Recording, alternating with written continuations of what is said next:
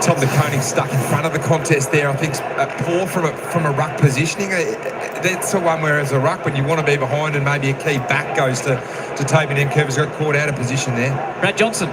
Kingy and Jack, with Richmond, they seem to be just trying to forward handle a lot this first quarter and turning it over where Carlton's pressure came. That build-up was by foot, slow, wide, controlled, deep inside 50. I like that play. Richmond with their first goal of 2025 off the boot of the skipper, the ruckman, the heart of the club at the moment. Now he wants to grab another one out of the middle, waits for the hand pass, ducks back in the end. Sends it forward on the left. Carlton got a couple of options. They spoiled each other, got off the chest. Coming in hard, a couple of Tigers. Good work by Ross. Now delays the hand pass. Over to Bauer. It's cut off though. He's looking for Hopper. But the Blues will mop up back through Akers. The kick the opening goal of the match. Just went underneath it, Harry Mackay, and slipped on a perfect surface. Brown comes back. And now the athletic Blight streaks away. It's going to be hard for Harry to come up with an excuse for that.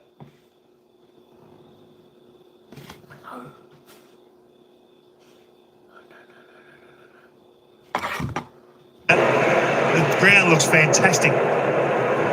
Hewitt, half back. Low ball, Cripps.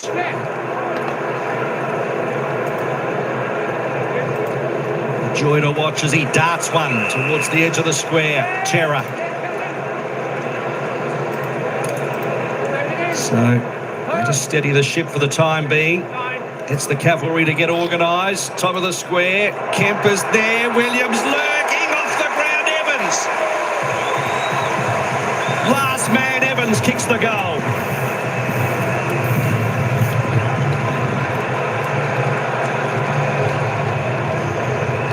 Well, Terra was scanning. He was looking for options, and in the end he said, you know what, there's nothing really lighting up. I'm just going to get it in. They're reluctant to do this type of kick, but at ground level, the small forwards of Carlton are having a field day. And Francis Evans there. It was the two kicks prior to that, Kingy. I think you alluded to it early on, is the Carlton have been known to want to bomb to their key forwards right around the ground. It was sort of three-quarter kicks. The first one went to Cripps, and Cripps kicked another one in, and all of a sudden it opened Richmond's defence up. You can see this kick here just into the little pool there, and Shearer was able to get back, and he identified the one-on-one deep and was able to pull that trigger and get it long and caught Richmond napping, and not Richmond's best key defenders on the goal line there. And Francis Evans put himself in a great spot as a crummer and then just ran onto it nicely. By Geelong and Port Adelaide, grew up in Brunswick. He's back home now at the Blues. He's playing Vaffa in 2018. Up, please, up. Tom. That's the tap work at De Koning at the moment. Oh my God, what a feature. Unbelievable lead. Gets hands to it cleanly this time. There's De Koning. Cripps goes off the ground. Motlop applies the pressure. Hewitt goes without it. Taranto goes with it. Wobbling ball forward. Good attack by Bow, but the Blues have got the numbers. They split out wide to Akers. Akers. Round the corner he goes with a high one. It's not that effective. Broad goes the fist. And out of play in front of the MCC members with 40 seconds to go in the first term. Yeah, I like that from Harry Mackay there. And that's the evolution of him. Not thinking that he has to mark every ball. Nathan Broad came in cross in front of him. And he just got a contest, which is another stoppage, which we know Carlton at their best are really good at.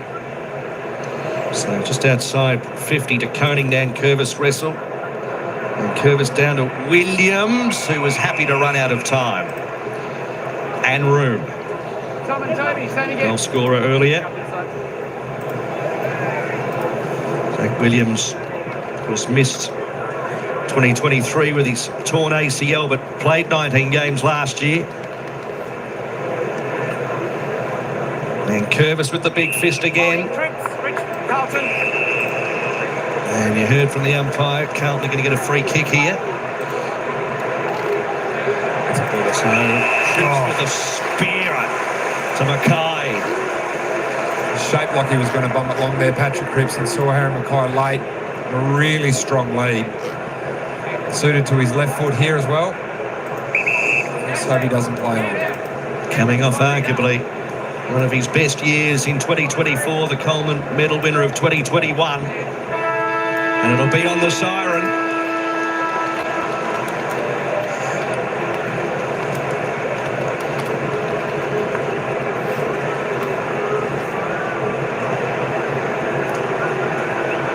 So little breeze to worry about, and he's glanced it and will miss everything. So it's the start Carlton wanted. It was the relatively clean start they wanted. 5-4-34 to 1-1-7. Thursday night footy on Fox.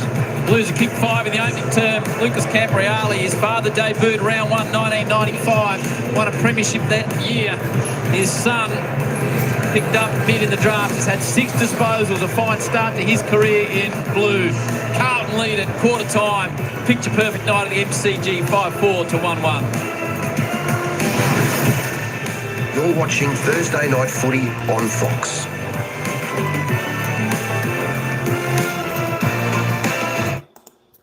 All right, g'day everyone. Round 1 of the football. Of course, we had the opening round last week. Just 2 matches being played, and of course 2 getting abandoned due to the cyclones up there in Queensland.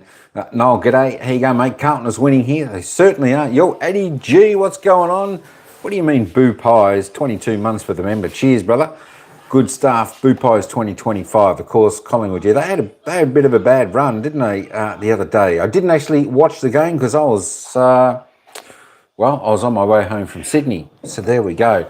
But this game, well, you know, the season for Richmond this week, I think it's going to be a really tough season.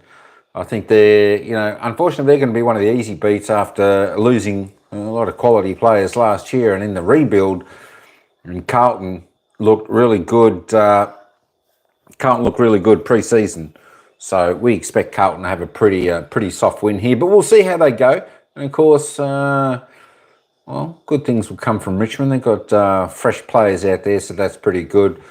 5-4-34. Carlton doing it well. 1-1-7 Richmond. There we go. We're going to see. Have a look at some of the player stats here. I've only just got here, folks, so bear with me. There we go. Just look at the goal scorers at the moment. Toby Nankervis, there we go. He's the only goal scorer for the Tigers. Of course, for Carlton, Zach Williams, Brody Kemp, Francis Evans, Matthew Cottrell, Blake Acres. There we go. I'm not sure how Freo is going to go. I tell you what, there's some good matches coming up, folks, over the next few days. Football is back, round 1. I know opening round was there, but this is when all the teams are starting to get back into the action.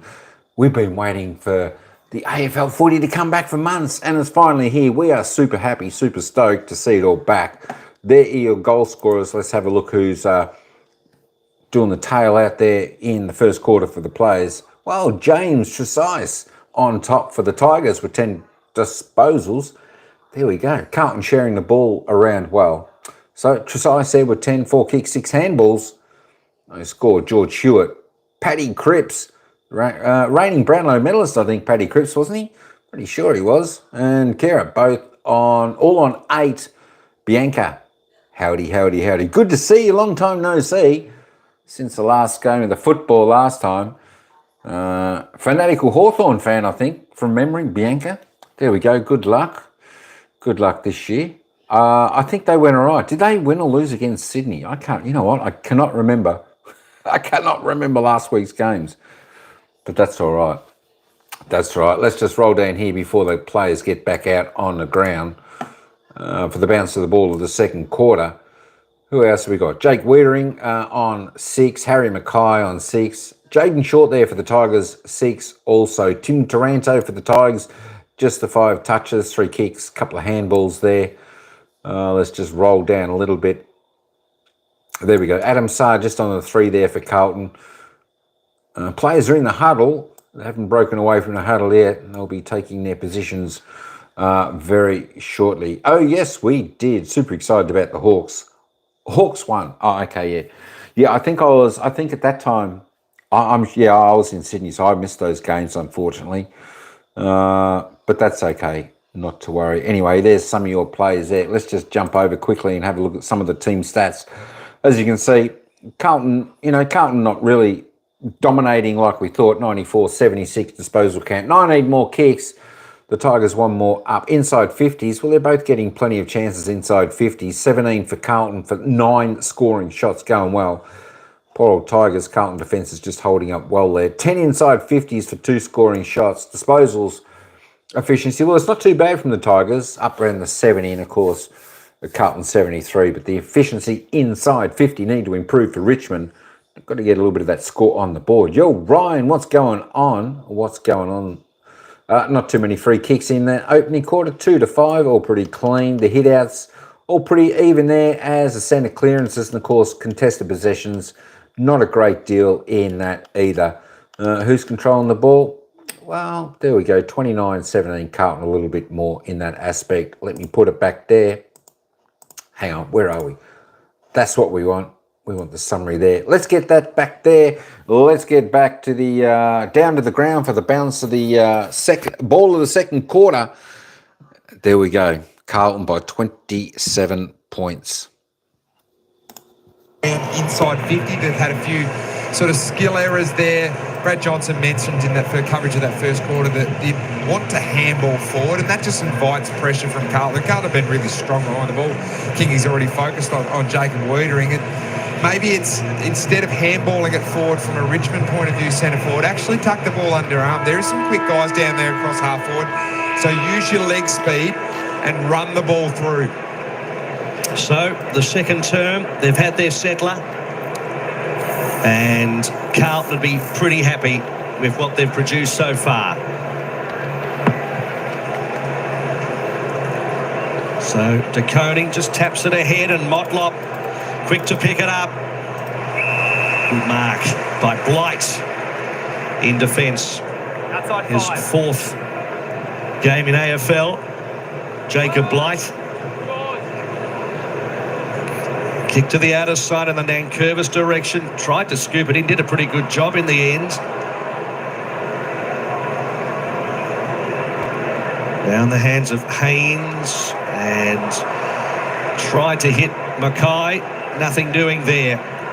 Back to Haynes. 51 metres out. That his kick was smothered. Still in play. Broad. Hangs it out to dry. And then slipping over at a crucial stage. Blight. Lord over the top and throw it in. Yeah, the Blight-Mackay matchup's an interesting one. Harry getting, I reckon, the better of him early on, but a couple of early contests in this second quarter. Jacob Blight standing strong. Something to build on, Jack. He's an impressive physical unit. He can run too. 196 centimetres. Said he won the 2K time trial. Tigers to screw out defence. Bauer drops it. Haynes gets it back to Silvani. Can't get a clear handle on the ball. Lawler drops his head, does well to get rid of it. They run into trouble in the middle of the ground. Dow does well to break the tackle from Walsh. But here he is, David King's man. He's just a massive physical presence, and he stops another attack. Well, Jack, you've got to look at the way that Lynch is playing Wiedering at the moment. He's allowing him to dictate terms and own that space. Yeah, I think Tom Lynch is probably going to make the decision to play Jacob Wiedering from behind, because Wiedering wants to see Lynch and the ball at the same time. So play him in sort of that blind spot. If you're driving a car where you sort of got to turn your head, you constantly want Jacob Wiedering turning his head going, where is Tom Lynch? Lord Cripps. Played 65 of the last 66 games for the Blues. Offloads. McGovern's long ball towards the square. Cottrell waited for it. Short went the fist. It's landed in a danger zone though. Motlop. Out to Fogarty, out to Akers in the phone booth, goes inboard. Cottrell wrapped up by two, almost three, and the umpire hugged himself. A big issue for Richmond at the moment has been the Carlton small forwards clearly getting first to the ball when it hits the ground from those aerial contests. Taranto stands Chera, De Koning down to his own feet, away from Cripps. McIntosh, hurried kick out of defence, it doesn't work out. McGovern, they stripped it. Well done, Steely Green, because he played on. Got to stay in the game now. Richmond drive it down the outer flank. Here is Lynch. Wiedering. Lynch does well. Now he nearly gets his head ripped off by Wiedering. Get the free kick. So here's an opportunity for the Tigers to set up. Campbell's 35 from home. Bauer's calling for it deep. He's got Silvani one-on-one in the square. Now the blue jumpers flood back. Lynch eventually half gets around. Back towards Banks, he runs out of room. It was just, again, good defensive pressure. Wiedering never gave up the fight. There's no method there for the Tigers going forward. Tom Lynch up the ground, obviously, with the ball. He's not having the presence of that second key forward yet. No, Harry Armstrong in his first game needs to be drawing the ball there. Maybe a sort of smaller kick, just allow Lynch to get back inside 50.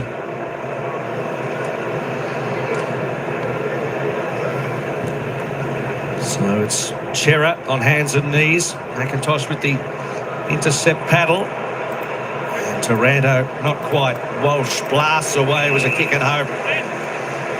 Taken by Blight. So Blight, who's racked up a few possessions. Side 5. He goes back to Miller. So young Tresize and Miller look pretty similar. Already got the better of us early. Loston. Short. Short. Long ball towards the pocket. Lynch! Not quite. Through his fingertips. Weetering at the back. Wanted the boundary line. Found the boundary line. Throw in. He's responded, Tom Lynch. He knows that he's under pressure down there to get this right against Wiedering. Last couple of contests have been beauties. Drew a free kick on the wing. Thereabouts again there. Coney front position, grabs it out of the ruck, squeezes out a handball towards Saad, tight on the boundary line, keeps it in and does well, tries to step his way through a tiny gap. Ripped off the footy was Cooper Lord. Advantage paid the way of the Blues off half back. They start to run Akers and Saad will do just that, takes a bounce. Sends it deep. Vlosten's got work cut out with Motlop. He's speedy, grabs him by the strides. It was the only way he was going to stop him. Might get the free kick in the end. Yeah, that was good by Nick Vlosten there. Great one-on-one. Out the back, Motlop. He was on the ground. You'd think he'd have the advantage. It was by the skin of the shorts, Kingy. He's gone. You've got to pay that umpire. He had a chance to dispose of the ball. He didn't do it. Great tackle. And Curvis only to Cottrell, bobbles up in the air. Banks. Lord had a touch as well. Free kick, Richmond. That's interesting because it's not really a marking contest. So I'm not sure why that's front-on contact. I think they gave it high. Banks to Broad. Short Taranto. We saw this a little bit from Richmond last year. This sort of short probing game really slowed them up. Some long ball this time. It's flirting with the boundary line. Armstrong's underneath it. Cowan tries to keep the ball alive. Walsh does. The handball. Cowan just throws it on the boot. Akers tapped it in. It was clever. Lord. It's a bit of an up and under. Vlosten comes in with the fist at ground level. Walsh rides the tackle. Got the handball away. Going in was Ross. It's a bit scrappy. Hollands, Taranto, Ross all there. He's grabbed by Akers. Stacks on the mill. Ball it up. Talk about Blake Akers' smarts there. Just the ability to tap that one back inside. Ooh. Carlton by 27 at quarter time. Maintain that margin early stages of the second. Chera, nice spin to Cripps. He's leading some of his shoulder tape as a whistle on play. That's Cripps' ball. Back on the half-forward flank. This will be number 10. Another good outing, Patrick. It's a good clash, actually. McIntosh is doing well for the Tigers on the outside, but Patrick destroying them in tight and tough. Tries to run around McIntosh, does it pretty well in the end. Forced to go on the left. Blight will come from the back of the pack, fisted down to the small men. Dow, clearing ball, just kicks straight to Wiedering. Surprise, surprise, Jacob is there. Calm, cool, collected. Good start from him. Short to Saad. Barely the required distance. Chera. He's had many setbacks with hamstrings on the journey. Good to see him out there round one. Wiedering's low ball inside 50, and it's marked by Lord. He just for a little moment thought he'd play on. Thought it may have been touched, but he's certainly got the mark. This is within range. That kick was designed for Harry Mackay there. You can see Mackay here. Got out on Jacob Blight. The young player just jumped right up there and took a nice little mark. Sort of popped up perfectly.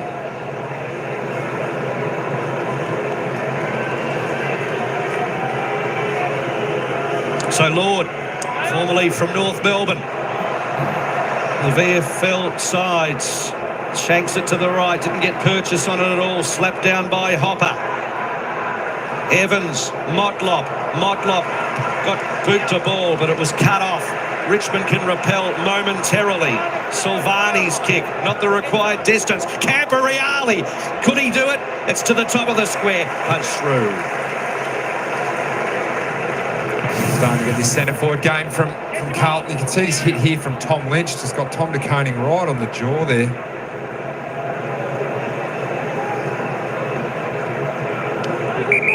Lost into reset for the Tigers. Brings it to the members' side. Just a mung, real floater. That one tough to mark. Mansell good at ground level.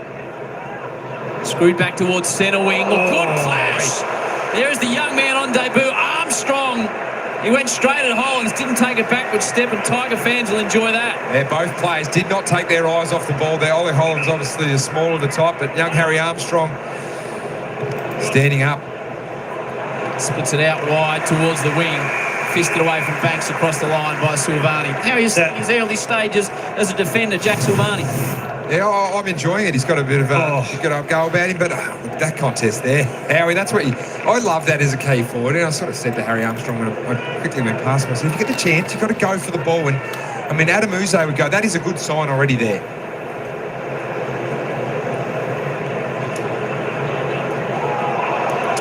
Hopper got rid of it in time.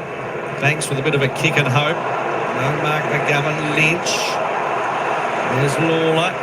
Out to Dow. Dow taken in a strong tackle by Hewitt. Came out to Lord by hand to Koning. Koning's high ball will just land inside 50. Taken by Miller. Miller spreads it wider to Short.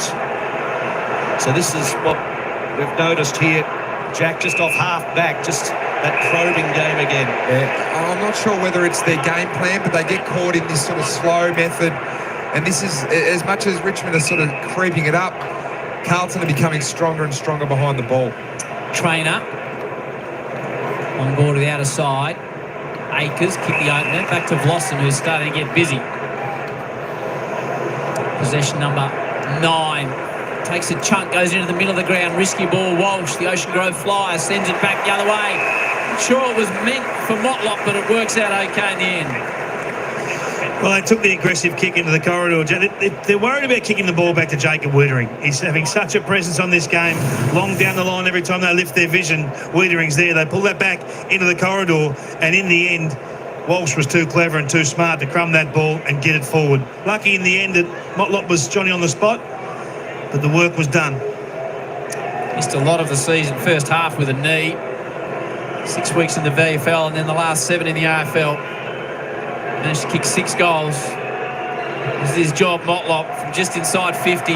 Strikes it nicely, but just misses it to the outer side. Yeah, it's a couple from Nick Vlosten today, sort of looking to try and sort of bite too much off with those sort of switch kicks. Anything over 25 metres, if you're trying to switch the ball, like that is too far, unless that player is right out on their own. Opposition are too good at trading up and intercepting the ball. So, Shorts up the middle. Cowan went the fist. Dan Curvis, solid as always, out to Hopper. Hopper changing direction, goes back to Dow, and now Short. Short ball looks offline. In fact, it's too big and out of play. Well, that's a good result for Richmond because now they get to set up again. Wiedering goes back another 60 metres. It's a genuine one-on-one now with Tom Lynch. He's commanded that wing role, as we see. It's Koning there on the bench, and I just wonder how long he'll be there. I reckon Tom Lynch will be nervous. He'll be hoping he gets back up onto that field very soon. And Curvis taken care of in the ruck contest by Mackay. Gets it back down there, Curvis. Not sure how he got rid of the footy. Hollands, Akers. Back to Hollands. Little right foot ball is good to Kemp. Kicked an early goal. And the purple boots. Just a bit of elevation. He's wonderful to Cripps. Took his eye off it. Still got time, the champ. Gives it back to Cowan. Cue the moves around the MCG. Blues get there first of the term to further extend the lead. Eddie Betts is down on the boundary. Okay, well, John. Eddie. Yeah, G'day, guys. Just down here, Koning is just on the bench at the moment. He's looking okay. Just another one for you. Jono just got up and he felt the grass as well. It is getting really dewy down here. We've already seen a couple of players slip over, so just keep an eye on that as well. Patrick Cripps again involved. He's up to 11 disposals. This is exciting what Carlton are doing with their ball movement. Having the dare and the desire to bring the ball back into the corridor. They've been content to go long down the line, but you can see him there sneaking inboard. And Kemp's the one. He's been terrific as a target forward of the ball. Had the wherewithal to bring it back in, and Cowan said, well, I can have a go from here. I can light it up. 28 inside 50s to 11. Everything working for the Blues. Starting to flex.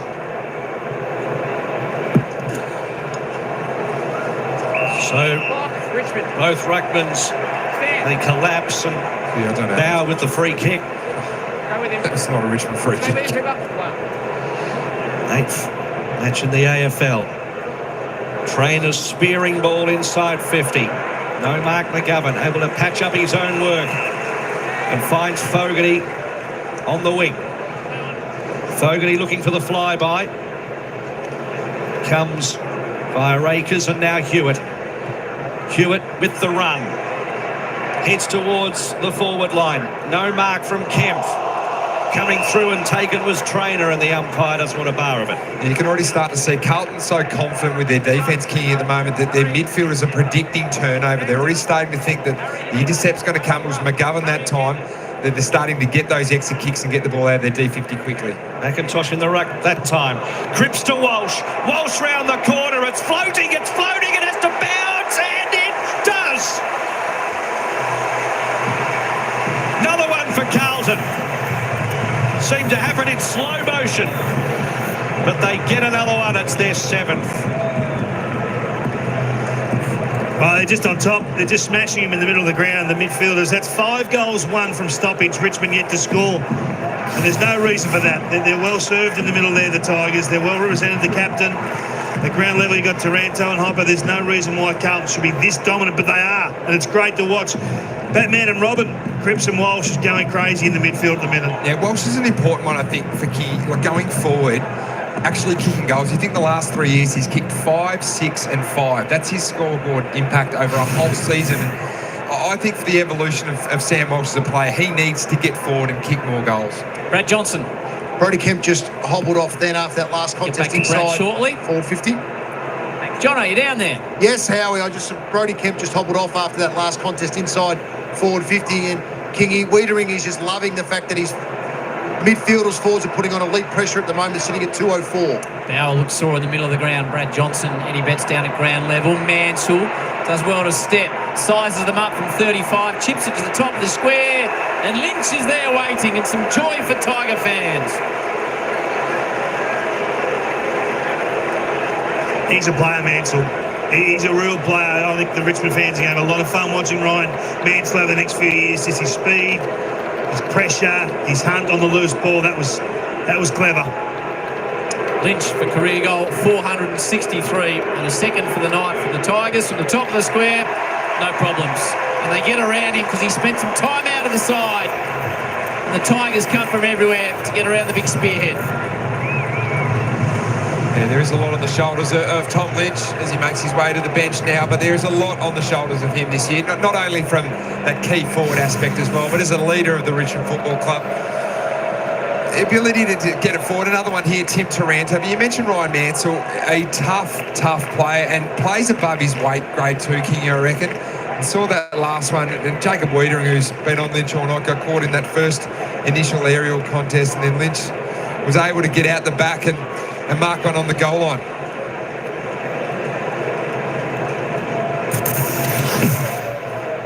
Do it all true forwards. I was about to say that, yep. Don't let them go through like that, King, do you? You take your opportunities when they come. So just stems a little bit of bleeding for the time being. Hopper, Taranto, short with some speeds. Kick in long. Over the head of a few, including Armstrong. Akers clever. Campbell with some pace. Inboard he goes. Kick towards the top of the square. There's Blues everywhere. They can raffle it. It's all about communication down there. Haynes across the face. Gives Richmond half a squeak here. Camporeale to steady, back to Hollands. Hollands to the wing. Cottrell in a bit of a wrestle, gets a little touch, but doing well. It was short. Kick along the ground, doesn't help Ross. Had to take his medicine. Coming through was Lord, got the handball away. Mackay, Camporeale, his loose handball. Shearer ran onto it, did something with it, then throwing himself in. Gee, there's been some body contact there in that passage of play. Kick inside 50, a push, free kick. I think it was a contact below the knees on the wing here. It's Jacob Hopper who's got that habit, just going to ground, trying to scoot the ball up. And it was George Hewitt who sort of nearly played for the free kick there, which is, I think there's an element of danger about that as well from an injury point of view for George Hewitt. Carlton looking so strong behind the ball. Plenty of players freeing up. Richmond forwards getting too far up the ground at the moment, and Carlton setting up the wall nicely. Sonsie and Doherty are the subs. A bit of a concern about Kemp on the bench at the moment. Jono and Eddie will keep you across that. And Williams kicked a goal on the first. Spearing ball inside. Clean bowls everyone. Broad is there. Tracks it back nicely. Cool. Takes a bounce with men bearing down on him. And a likely looking Tresize sends it down in the path of Bauer and Haynes. And the boundary line beats them all. Spoke about the Batman and Robin. It was Adam Shearer who Michael Voss put on the agenda in the pre-game as well as a potential third wing there, but Kemp injured at the moment. You can see he sort of caught the back of Motlop's leg there.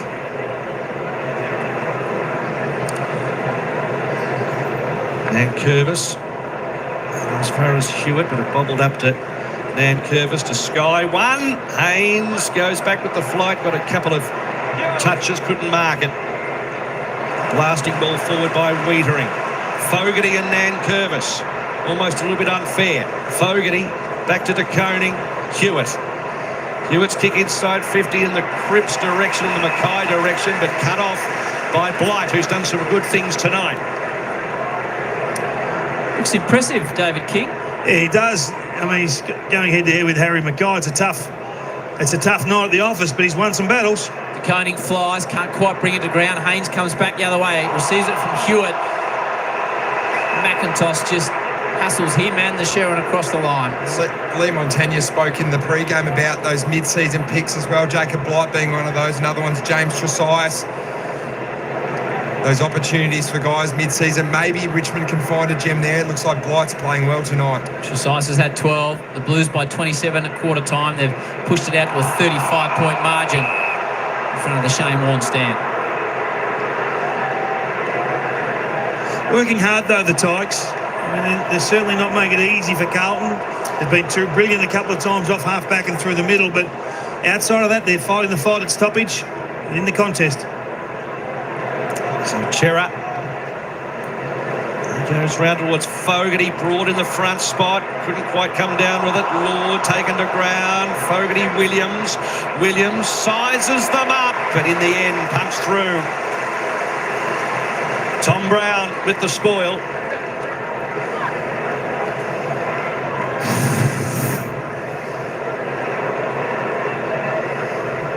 Had to stretch every sinew to get there as well. Now resets the game from fullback. There's Brown towards centre wing. Hollands, good ground ball pickup. Immediately corralled though. Good tackle applied by Harry Armstrong, who's shown some real physicality in his first game. Yeah, I've been impressed with Hollands in those sort of critical contests. We saw that one running back the fly with Harry Armstrong there. Just clean, needed to take the ball. Didn't need to get a possession, but just needed to be strong. And Curvis. Now Dow breaks one tackle. Advantage paid. Sent it deep forward to Lynch. He's battling with Haynes. And Wiedering was there for backup. So we've got two on him at the moment. Tom Lynch. Yeah, the worry with Lynch is a lot of his looks have been out the back. And we think of Tom Lynch when he's absolutely flying. He's coming up at the ball at the moment. So hasn't played a lot of footy. Obviously he had a little head knock leading into a couple of months, a month outside of this game that needs to find his feet again. Rolling football. Walsh slips over. Eddie talked about the dewy conditions. Taranto, handball, a little bit of a handball and hope. Now Jervis taken to ground by Cripps, holding the football. What a tackle.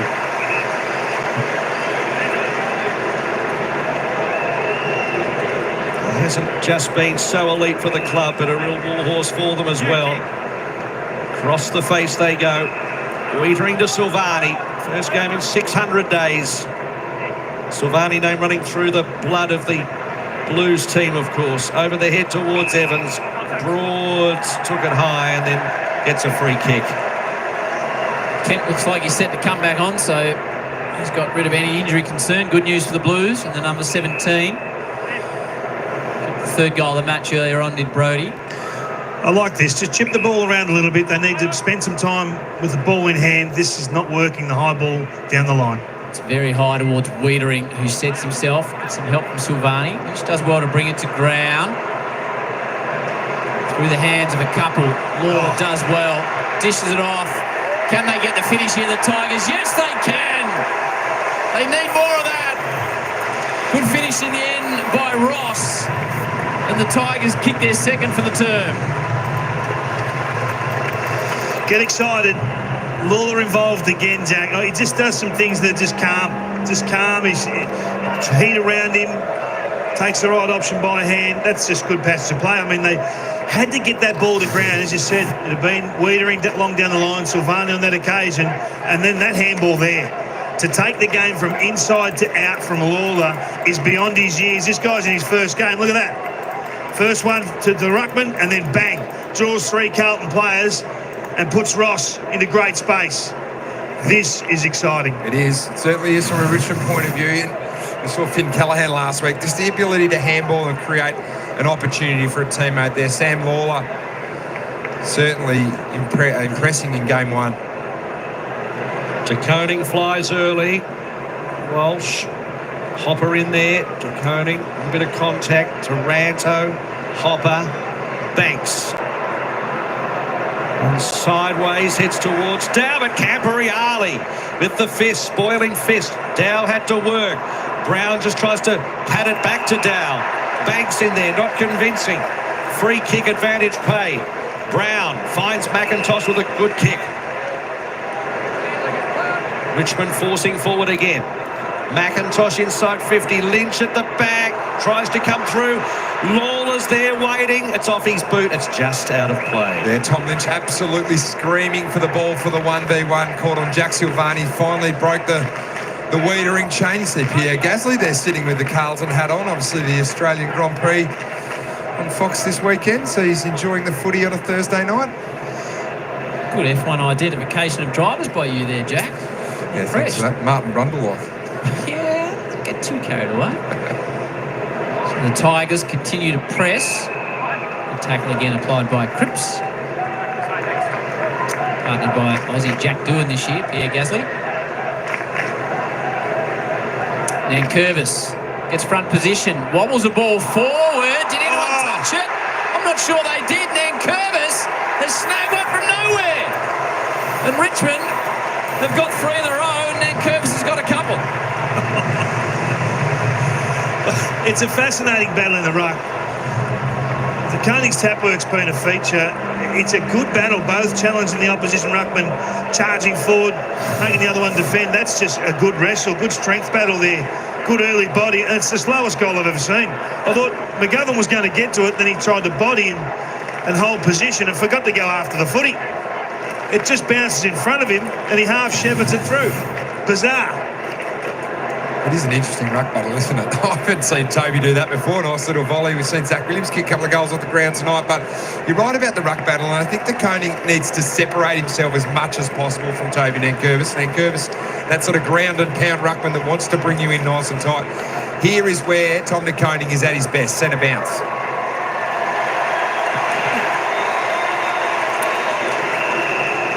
So De Koning getting a free kick there after leaping relatively early. Thought about palming off to Saad, decides to go long. Very long with a raking ball. Broad at the side. Just happy to throw it on the boot. It's questionable. Yeah, it's insufficient intent, all right. He's going to plead his case. So brought back in for Carlton. Here's Cowan. Brought the MCG to life with a goal earlier on. Silvani. So Silvani to a swag of players at the top of the square. No mark to Koning. Cottrell's waiting for it to bounce. Richmond looking to clear with Taranto's handball. Brown and then Ross.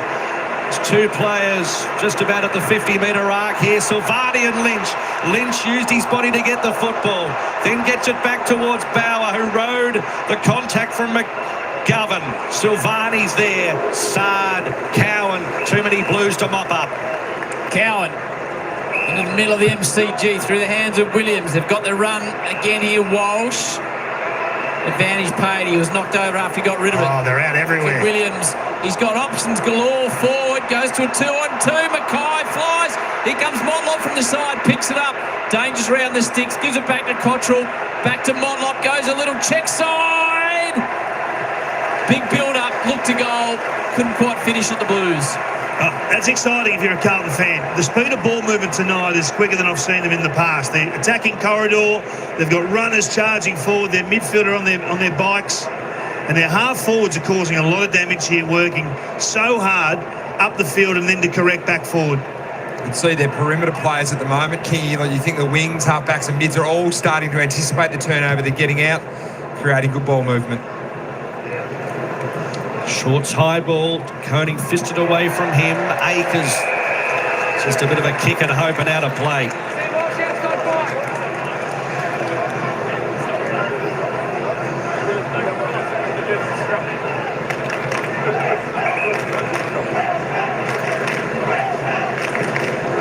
So plenty of Melburnians at the footy tonight. As De Koning flies in the middle of the pack, couldn't take the mark.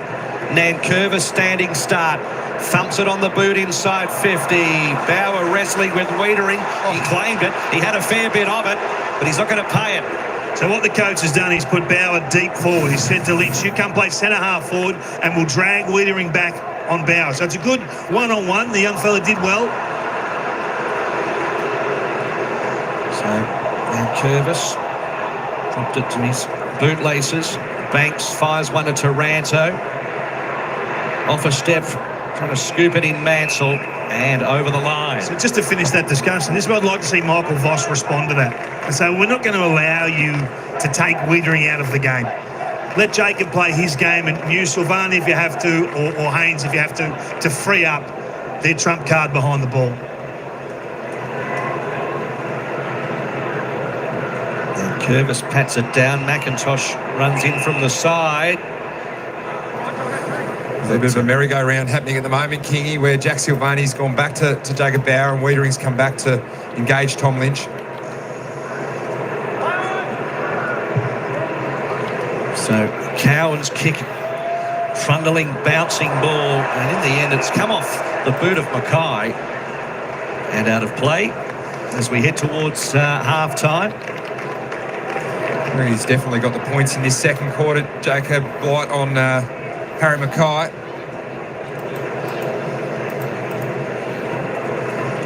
4 games, Blight up against 128 Mackay. Chera just tries to pat it to himself and did well. Good control of the football. And then the kick was off the side of the boot. Back in towards the middle of the ground it goes. 2-man tackle. It'll be a ball up.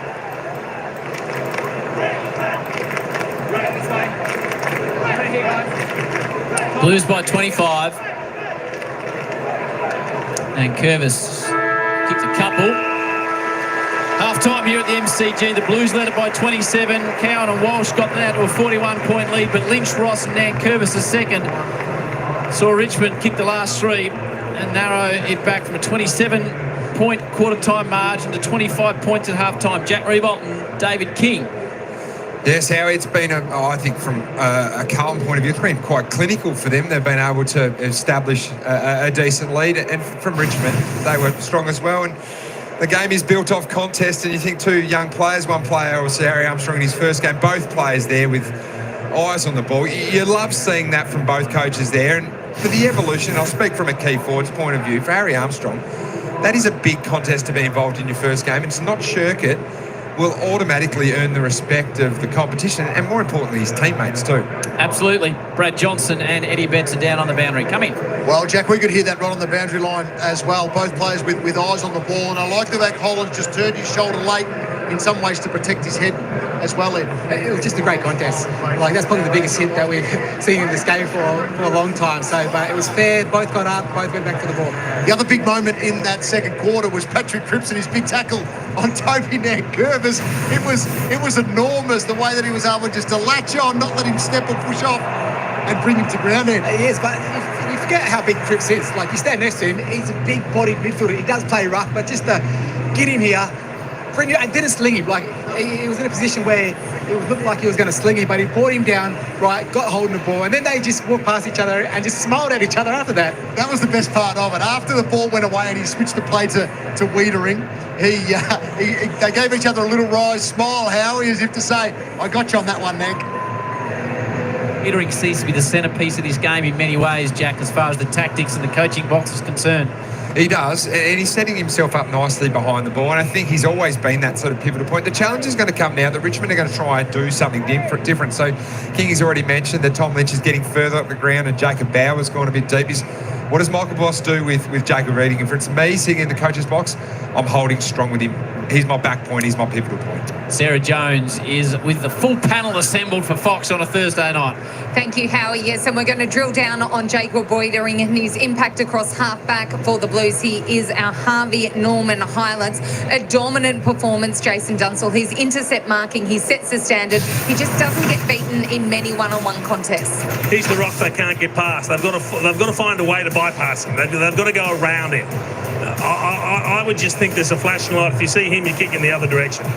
Yeah, and what it's forced, because he took some intercept marks early in the game, and King, you might have said it during the call, it's forced guys like Vlosten and Short and even Broad to try and change their kicks and not go down the line, which then forced them to turn the ball over. And they made some horrible mistakes by foot, some of the half-backs, particularly in that second quarter for Richmond. This is where I think you need some help from the coach. I think you need Michael Voss now to not allow Wiedering to get dragged to full-back chase. If they try that with Bauer or they try that with another player that's not Tom Lynch, he just has to play his position, Wiedering, and work around behind him. Do you agree with that? No need for him to get pulled back. They're not getting enough ball forward to get hurt anyway, and he's got Haynes, he's got Silvani that can go back and do whatever needs to be done, so he'll just read the play, and he's so good at doing that, and he's got his confidence. You can see after he took a couple of marks, it was like kicked a kick in the backyard for him. He just thought, I can mark this one. He's just setting himself up going for hangers. So, no, he was a dominant defender. Joey, you've noticed something with Carlton's ball movement, the way they've been able to change angles. Yeah, well, it's been a big area they can really improve on from previous seasons to go to the next level. And it's been, I thought, really well designed, the way that they've picked the times to be able to attack and when they've just been able to build the ball up and find the right options. And this has been a scenario a couple of times in this game, because as you watch this clip unfold, already in the first half, they've taken 25 uncontested marks forward of centre. Now, last year, they averaged 29 for a whole game. So they have just been able to pick the right options. They're not bombing it. So normally in the past, this would be a kick where they'd wheel and go to the top of the square and see if Charlie Curnow or Harry Mackay can try and create something. And they're able to get a deeper entry than normally where they get it to about 30 or 40 out. And their smalls have been lively. This is another scenario where, again, they don't just blaze away. They pick the short option. Kev, in the past, maybe want to wheel and go. They've been keen to get it in deep and quickly. Here, they come inboard, they find another option, and it sets up the goal. So I just think they've picked the right times, Kiggy, when to go quick, when to go deep, and when to just use the ball up nicely. 50 marks in a half. I think it's been really well done. Kingy, you've been big inside the call on stoppage and the scores from clearance. Yeah, if you're going to beat Carlton or compete with Carlton, you've got to be tough on the inside. We know this is a trademark of Michael Voss coach teams, and Patrick Cripps, he's hard to stop. He's got support in there, Jason, and look at the scores from clearance. It was 5 goals to 0 at one stage. Richmond responded well late, but I just think this game's been set up by the two Carlton stars in Cripps and Wiedering. I don't know how you stop this guy. I really don't. I mean, they put some time into him tonight with McIntosh. It really didn't work. He's just been able to take the ball time and time again from inside to out. Well, this is one way to break the tag. Just go and do the ruck work. Yeah. And he did. He won a couple of clearances by going in there. We know he can just beat his opponent one-on-one, and he's gone and rested forward. And he's been a target. They have tried to kick to him a number of times where we've seen it in the past. They isolate him forward of centre and go to him. So once again, he's just continuing on where he left off. The 2-goal assists. He's been as dangerous as he always has. P. Cripps, 3 votes, maybe, Jace. Quite possibly. Heard it before. Surprise. Needs it to keep up with his average, doesn't he? If he's going to poll 60 this year. So some brilliant work by the Carlton skipper there. Jace, we want to focus on Richmond for a moment because there have been some green shoots. There have been some positive signs. I know you've liked the work of Blight in defence and also the number 1 draft pick. Yeah, well, let's talk about Jacob Blight first. I love this. I mean, I don't know if he can get anywhere near what Jacob Wiedering's doing now, but this is a guy that they picked up. I like the fact they got a mature age from the waffle. So he's 23 years old and he was dominating in senior footy over there, and he's come into the game, found himself a lot of the time one-on-one with Harry Mackay and beat him a number of times, again and again and again. Good early contact with the body, took front spot away when he read the play better there than Tom de Koning did, but he used his body beautifully, took some good intercept marks, and I thought it was a fantastic sign of what might come in the coming seasons if he can lock down a spot down back. And all eyes on the number 1 draft pick, Sam Lawler. He took a great mark early, Jace. That would have had Richmond's heart beating. This is the bit I love first, though. Remember the comparisons about Dusty Martin? The first thing you see, the first time he touches the ball, he breaks a couple of tackles and gets the ball out, and then we see him do this. So this is exciting. And if that's all we see, I'd still be excited. But I think this guy's going to have a big impact, not on this game, but on the game in general, the more experience he gets at this level. Exciting times ahead for Richmond. I think we've seen some really encouraging signs, and Adam Uze would be pretty pleased with some of it. Well, it is a massive sporting weekend here in Melbourne, of course. Footy galore, but also the Formula One Grand Prix just a couple of Ks away at Albert Park. And Brad Johnson, you've been rubbing shoulders. All right, folks, we'll get back to the commentators when they're back for the footy. They're talking F1 there. Coming up in Melbourne, can you believe it, this weekend? But the footy, the Formula One, it's going to be epic. There we go. Richmond, they won that second quarter. 3 straight goals to the Tigers. 2 goals forward of the Blues, the Tigers by 2 points. It's a building season, Ryan, that is for sure for the Tigers this year. As I said, they're going to find it a little bit hard, a little bit difficult. But I tell you what, it's going to be a good learning curve with all the youngsters in there. But what I did like about the Tigers there, they had a red hot go. Their pressure was good. They had a bit of run and carry, and they looked like they had a bit of fight in the Tiger, so to speak. So it's promising. Stick with the Tigers, Tiger fans. I think there's could be some exciting times coming ahead, but you just got to get through that hard patch of the season when they all learn the game together, gel well, then it should be all right. We're only 11 minutes away for the bounce of the ball for the second half here, where it is the Blues by 25 points, 7-8-50, Richmond 4-1-25. It's a good game down here. She's pretty warm conditions for Melbourne, 17 degrees at the moment at the MCG. Players are building up a sweat, but it's a great spectacle. And as I said before, it is fantastic to have football back in Melbourne. It's been a long wait since, the grand final. And I tell you what, a lot of the Melbourne folks and football fan followers out there, we're excited. We're excited to get this season really underway. Opening round, as I said, there were only the 2 matches there, but now we get back into it. Round 1, we've got some great games coming up your way tomorrow night and over the weekend. So stay tuned for more games coming up. Let's go and just have a look at some of the player stats now. Who's kicking the goals out on there? The goals so far, Toby Nankervis, the big ruckman, can you believe it, leading the way for the Tigers with 2 goals.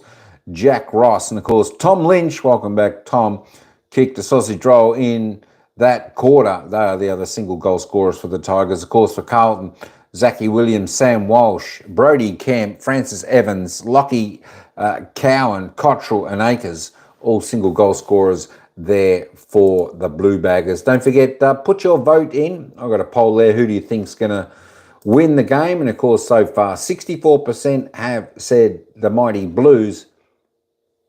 36% said the Tigers. Adam Kira now leads the way for Carlton. Leading disposal getter out on the ground was 16. He's had 9 kicks, 7 handballs. He's had 3 marks, 2 tackles, 4 clearances going well. Paddy Cripps, he's having another good game. Let's see Paddy come out with a big second half in this game. One of the questions will be, how many Brownlow votes will Paddy Cripps get in round 1? Wouldn't surprise me if he gets the 3 Brownlow votes again. Paddy's had 15. He's had 5 kicks, 10 handballs, 2 marks, 3 tackles, 5 clearances. Another great game. Sam Walsh stepping up as well with 14 touches. Tim Taranto and Jaden Short, best for the Tigers on 14. Jackie Ross, Toby Nankervis for the Tigers, next best on 13. Let's roll down. We'll have a look at some of your players as normal. Jacob Hopper there for 11 for the Tigers. Wiedering there for the Blues. He's had 11. Nick Vlosten there for the Tigers. The old stage there. He's had 9 up until half time.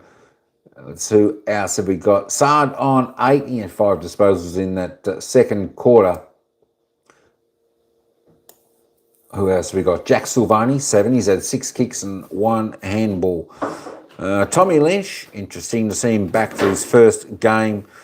There we go, 6 disposals. He's just had the 1 kick, but he's kicked a goal. He's going 100% accuracy on his kicking there. 5 handballs. He's taken a mark and a tackle also. So the Tigers will need him firing up this year. The big spearhead down forward for the Tigers this year. All right, let's duck over and let's have a look at the team stats. Of course, Carlton by 27 disposals overall. 25 kicks. Plus to Carlton, just the 2 handballs. Inside 50s, though, we're getting a few inside 50s, aren't we? It's a bit of a free-flowing game. 20 to the Tigers for their 5 scoring shots. Carlton, however, 36 inside 50s for their 15 scoring shots. Of course, Richmond, well, they picked up their disposal efficiency around the ground, 69 to 75%. Well done, Tigers. A great second term from them. Carlton just dropping off a little bit down to 71. 25-41, the inside 50 efficiency. Richmond just needs to do a little bit more going inside 50. Free kicks up a little bit, 9 to 12. Not much really going on there, just standard free kicks happening around the ground. Stoppages, clearances, all pretty even for both sides.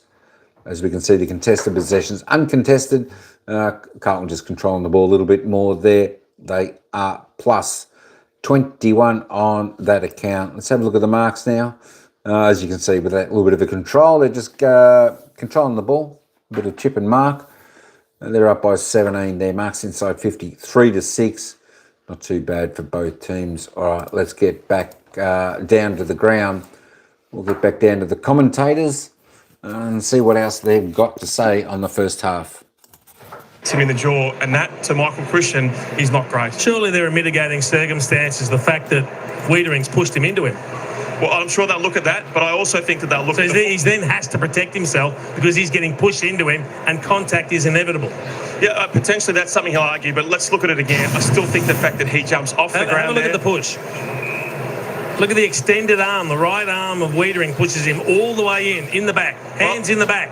What's he supposed to do? Yeah, but then he jumps off the ground. And so you might well be his advocate on Tuesday night if he goes to the tribunal. It'll be a bang-bang incident. It'll be line ball. But I think, as I say, when you jump off the ground and it has capacity to cause serious injury, I think it's likely to be medium. Joey, I'd be disappointed if he got rubbed out for that. I think it's going to be hard for him to get off because listen to the hanging judges, will you? But what they'll say is even if there was a slight push, they'll tell him he should have done something other than like what? I agree with it. They do this every year. I say players brace for contact all the time. I'll push him into the wall and you see if you can do something else other than hit the wall. No, I agree. I would brace for contact, but the AFL say you can't brace with a hip and shoulder. You need to put your hands out. How many times have we had this argument? Oh, you've got to put your hands out. I don't agree with it. I open my arms and I go in open face and I get myself knocked out. I think there are 2 motions. I think he's pushed and then I think he jumps off the ground and then I think he jumps into Tom Nakoning. It's harsh.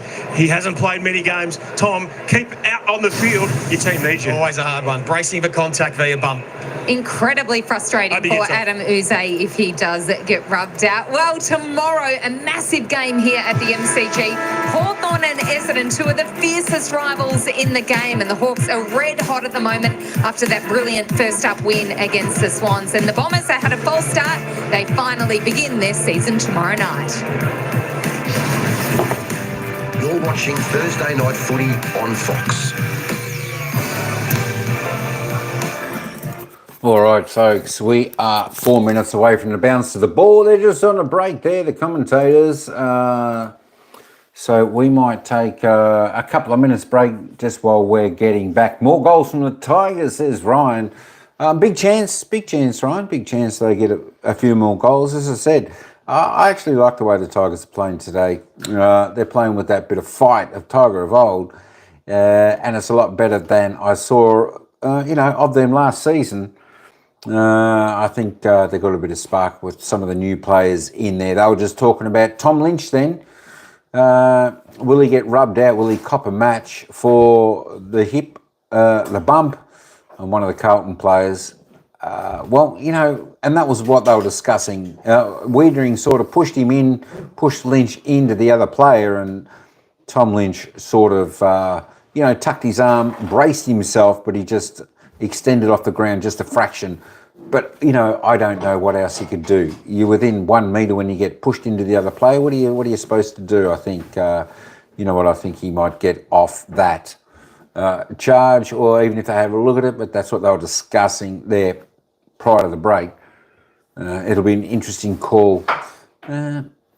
What's it going to be like? What's the ramifications if he does cop a fine, a suspension, I should say, or will the players, if the players who are pushing the player into the other people, will they get a fine or something?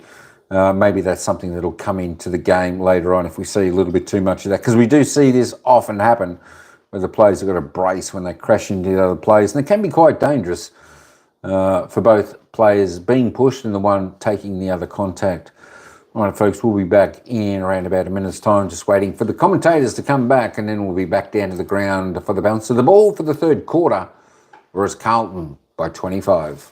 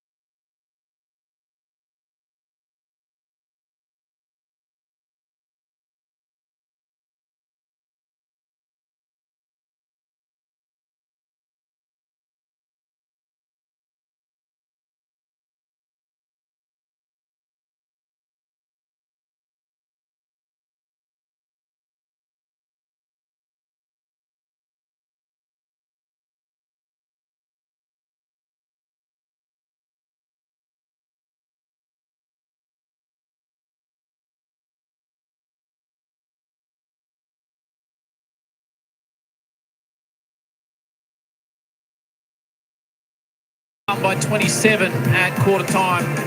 Tigers kicked the last three of the second term after it got out to a 41-point margin to narrow it back to 25 points. Mark Howard here, Matt Hill, Brad Johnson down on the boundary alongside Eddie Betts and David King and Jack Rewalt. Jack's always a lot of pressure when you're the number one draft pick, especially when your co-caller starts declaring him he's the next Dusty Martin. But how have you seen the game from Lawler so far? I'm starting to just have a look out the ground now to see if he's running out in the number 4. No, he's still got the 22 on, but I think Richmond fans watching at home and here today, King, would be loving what they have seen from their number 1 draft pick, Sam Lawler. He's had 9 touches in this first half. We've seen a really big mark. We know he's an aerial player. We saw that in his junior football. We've also seen some dynamicness of him around the ball, sort of looking to fend off and drive his legs out. And then the poison class to set up a goal, one of Richmond's goals in that second quarter, just to put a player in a better position. It was Jack Ross who snapped it from 45. I loved it. Wouldn't be surprised if you get some stickers on during the week. Would not be surprised. And a little fade on the hairdo on the sides, Howie. You know how it rolls. Not sure I do. There's a big build-up as well. Obviously, great news seeing Camper Ali presented with his jumper downstairs. His mum and his dad, Alison, is here. And obviously Scott, the premiership player. How have you seen young Lucas started like a house on fire? Oh, he's been outstanding, hasn't he? Pick 54. You're just throwing him out there. Let's have a look at the kid. Had a good pre-season. Let's see how he goes under the bright lights of AFL footy round 1 versus Richmond. Biggest game of the MCG. Start the season for us, young fella. He's been on the wing. He's had 10 touches. He's been involved in everything. I've loved what he's done. Hasn't been afraid to go after the ball. Sometimes as a young player you can spectate and the game can go on around you, but 10 touches and a half of footy on a wing, which is a low possession area. The old man to be through the roof, Scott. He'd be carrying on like an absolute pork chop in the stands, and rightly so. He came late, didn't he, King? Because Michael Voss said in the pre-game that he said as soon as the gameplay started, he got in and played. And maybe we're seeing a sign of that now. It's just they've chucked him out there. and he's a good player, and he's found his feet, and he's playing well in the first half. And Jack, we've talked about the 3 18-year-olds out there, but when a club is rebuilding, how pivotal are players like Broad, Vlauston, Nankervis? Yeah, look, I think importantly, the first two names you mentioned there, Broad and Vlauston, are behind the ball, and defence is what you want. It's probably a bit more of an attitude. So they've done a good half so far. They're closer than what they could have been, but now the second half's a big one. Fox footy on a Thursday night, and it's Carlton by 25 as we kick off the third term. Cripps with an early touch. By hand to Hewitt. To Koning out wide. Camperreale has done some good things. Hollands, wobbly ball. Motlop tried to trap it, didn't work. Vlauston over the top to Banks. By hand to Mansell, who's got a bit of room to move. McIntosh goes pocket, finds Bauer. So Bauer keen to get on with it. Spots a man in board. It was Green. Couldn't quite find him. Ball still there in dispute. Sard picks it up. Barreling ball. Out of bounds on the full, so the Tigers get a chance.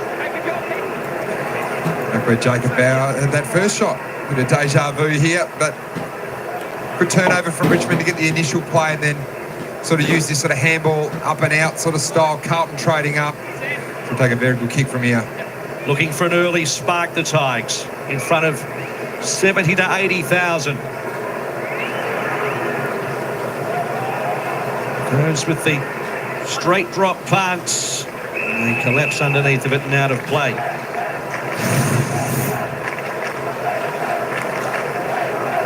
As Motlop's attempted a bit of fancy footwork. So the last 3 goals of the second term the way of the Tigers. Curvis has got a couple early here to bring themselves right back into the game. Akers has got other ideas. Spills it out towards centre wing. Making the running is the impressive Blight. Chain of hand pass. Just dropping the ball right on cue as Trainer as he was about to go inside 50. Ball looked tight on the boundary line. Now it's in the hands of Cripps, which is problems for the Tigers. Broad's back in the hole, so Cripps can't really go. Has to wait and waits beautifully. Understood the situation ahead of him. Gives it to Akers, who just cruised down the outer flank. It's a little too easy at the moment for the Blues. Getting away from the green tackle was Motlop. Motlop applies another one. Gave one away a touch high.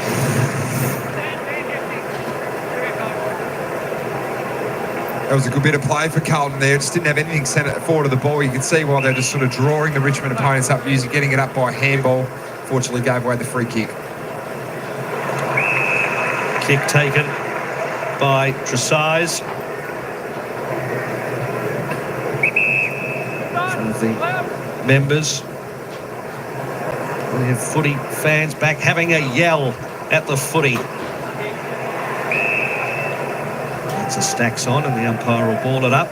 Just enjoy Patrick Cripps here applying his stoppage craft. He's got the run width of McIntosh. Watch him on the move. Curvis down towards Taranto. McIntosh scrapping for it. Constantly moving through the stoppage. So if he gets it, he's in motion and then he just plays that violent clearance game. And Curvis's kick not 15. Sard heard it. Hewitt with a bit of ground ball. McGovern. Hollands went without it. Mansell pounces on it. Kick off the ground. Taranto. Wobbling ball inside 50. Holding his ground Camperreale, but the handball was offline. Lawler, Lynch, Campbell. Is that the spark they need, the Tigers? First goal of the second half.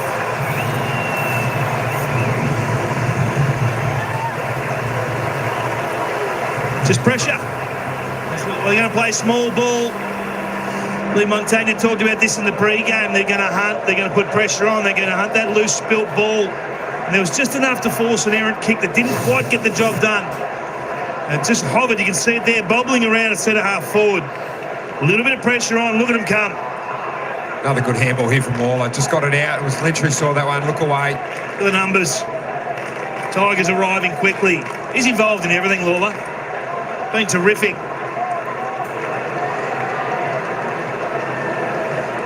Good work there from Banks to get in there quickly and swoop on that loose ball. They're back in this, the Tigers. big body for a young man, isn't he, Lawler? Stands over the footy. They don't press him away from it, so they've kicked the last 4 of the match now, the Tigers. Blues under pressure for the first time. De Koning floats it forward. And they hold up in defence. One-on-one contest, and it's Miller. If they can do something about Patrick Cripps at clearance, that's his 7th clearance for the game.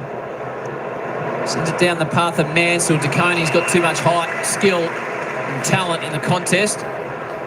It's easy to left foot ball forward. It was a casual kick. Taranto was aware. Campbell, the goal scorer, gets the hands up. Now, back through the hands of Trainer. Back to Campbell. Belts it forward. Wiedering from 60 metres away. You knew where that ball was going. And it was straight into Wiedering's hands. Haynes with the kick outside 50.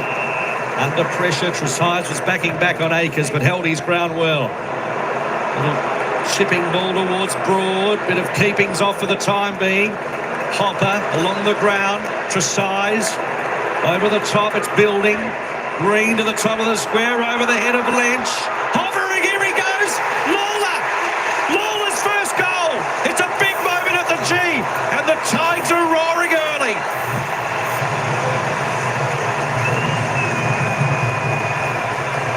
Well, how about that? Yeah, it comes down to pressure. It comes down to forward half pressure, and it was Ains that traded up. But Richmond turned the ball over. This handball here from Jacob Hopper just got a player out. You can see Nick Haynes straight up, gave it free. The initial kick was at Lynch on there, but Sam Lawler's involved in everything, Kingy. He is. That's 5 in a row for the Tigers. You can just feel the energy of the stands. It's getting to the players. The young Tigers have lifted. They're responding. They're hunting in packs. They're after Carlton here. Any spilt ball, and there are 3 or 4 Tigers arriving quicker than their blue counterparts. Got out to a 41-point margin before Richmond kicked the last 3 of the half and the first 2 of the second half to narrow it back to a 13-point deficit. The number 1 pick with his first goal. He's pumped up, comes at a great time as a Tigers fans. All important clearance now. De Koning puts himself over the footy, as does Hopper. Blues surge it forward. Short comes back the other way. Can't break clear. We've spoken about Patrick Cripps for Carlton, but it's been Tim Taranto. He's had 6 clearances and 16 touches. Spills away from the contest. There is Taranto again. Sends a high ball on the right. Mansell attempts the spoil. Sard waits down. Canny, Wiedering. 20-metre hand pass to space is really good. Now to Hewitt. Goes back in board. The Blues trying to build off centre wing. Ball in dispute. Cherrer and Cowan there working in tandem. Comes out to Sard. Sard scampering across half back. Camporeale has Silvani for support wider. Wants to go up the guts. Really spread it in the end and reading it a lot better. Kick wasn't good. It was Brown who cut it off. Got it to Miller. Banks chipping ball to Lynch. Too far out to score for the Tigers. He plays on quickly, sees someone short towards the pocket. Kick was offline. Plenty of Blues around the football and out of play. It was Richmond in the first half that was sort of fumbling the ball. It's Carlton at the moment. Missed kicks, kicking in between two of their own players to Richmond players, turning the ball over, and Richmond just riding this wave of momentum. Tigers continuing to press, looking to make it 6 in a row. And Curvis has kicked a couple. He's been a beast all night. Locks arms with De Koning. Chases after his own footy. Dow overruns it. De Koning. Floating ball. All of a sudden Richmond have got front position all around the ground. Gloston. Tough one for the forwards. Lands in a dangerous area. And there he is again. Big Dan Curvis floats through, but it's a free kick going the other way to Sard and the punt road end. I'm not enjoying it. Not popular down there at that end. Yeah, a lot of feedback.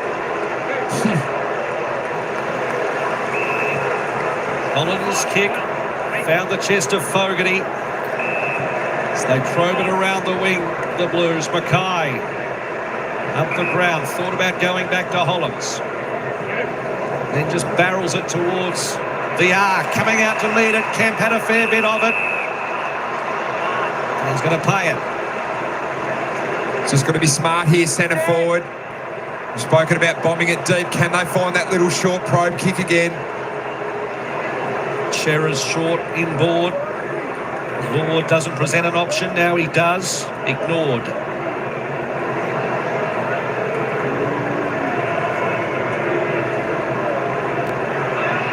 So Kemp just to prop it up to the top of the square. Mackay's at the front and his name written all over it.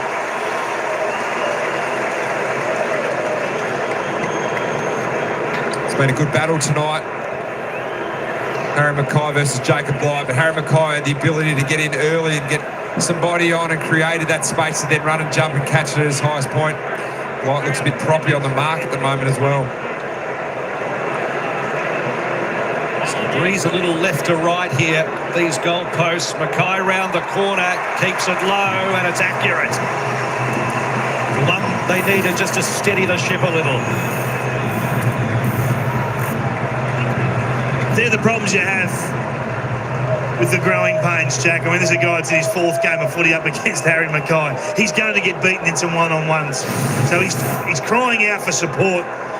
But you can see there that the ruckman is committed to decoding on the goal line, so there's not much there's not much he can do, and just the sheer size and the craft of Harry just gets the job done. But it's a good response by the Blues, under siege here. Brad Johnson, Blight. Get back to Jono shortly down there. He's come from the ground, Blight, whether it was a cramp or a knock to the knee on the right leg. Sonzi, the sub, warming up. Doherty also not employed as yet. So a run of 5 is broken by the Blues. De Koning with some energy in the middle. Sends them forward again. Fogarty's off his man. Brown chases out after it. Brown closes pretty quickly. It's a big momentum swing there, though, as well, because you think Richmond were going to go back and have a shot with Toby, and then Curvis free kick, go up the other end. What's happened there with Jacob Blight?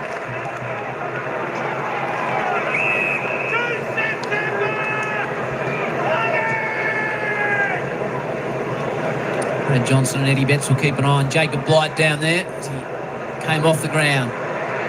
Wobbling ball forward. Short's got front position through the hands of Cottrell. Good tackle applied on Walsh, holding the ball. So Ross comes up with it.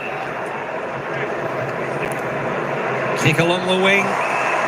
Lawler. Been impressive. His teammate just slips over at the wrong time. But Armstrong, can he recover?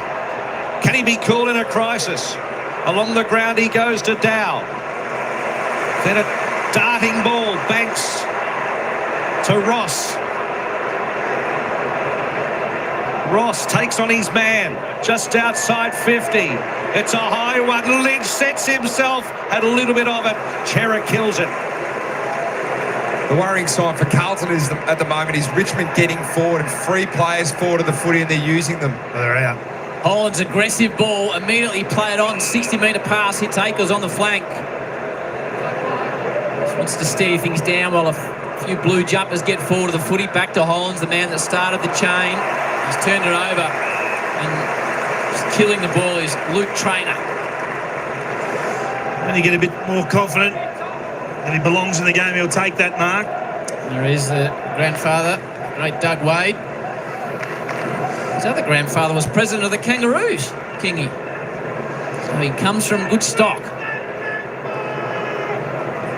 And Curvis tries to go out of mid-air. Dow. And McGovern screws it around the corner. I think it was easier kicking goals at Geelong than it was being the president of the Kangas. 65-71. You know the history of the club. How are they rolling then, the Kangas? Not real well. It was your day, wasn't it? Late 60s? Akers rode the tackle. Ross, Taranto combined. Mansell, fleet-footedness, got it towards Lawler, got rid of it in time. Evans is there. Hollands backtracks for the moment. Clean and fast. De Koning.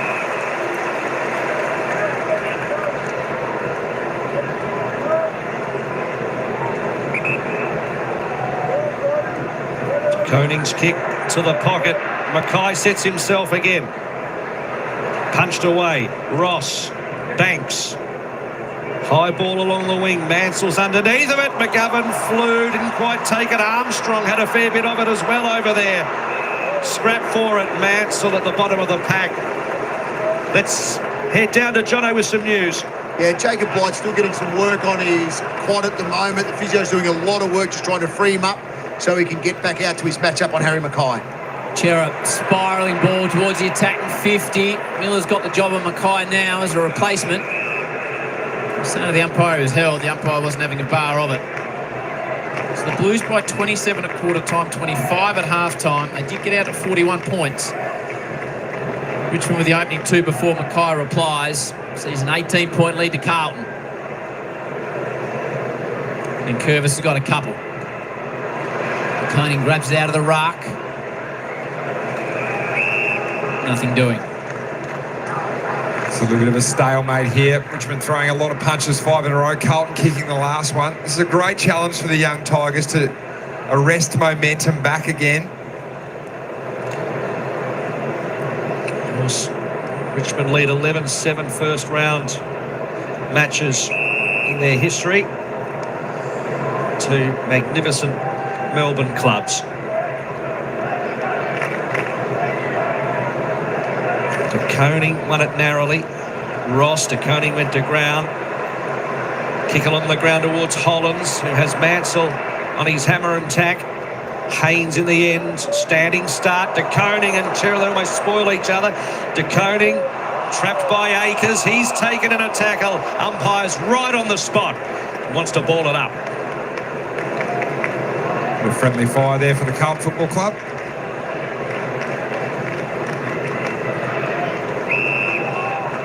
Hollands trying to break free. Umpire's going to have another crack at it.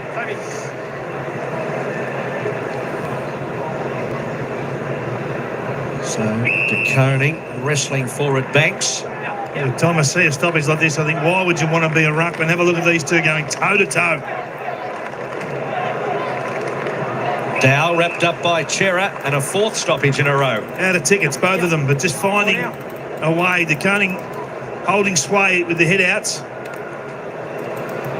De Koning looking to get to Walsh, but Ross was able to throw it on the boots. Punched away by Lynch, gives Mansell a chance. He's got a bit of room to move as well, and sat it out for Lynch to take it, diving towards the line. Can't kick this one down the line. Jacob Wiedering, Tom Lynch's opponent, has dropped off 50 metres away. So Lynch props it up inside 50.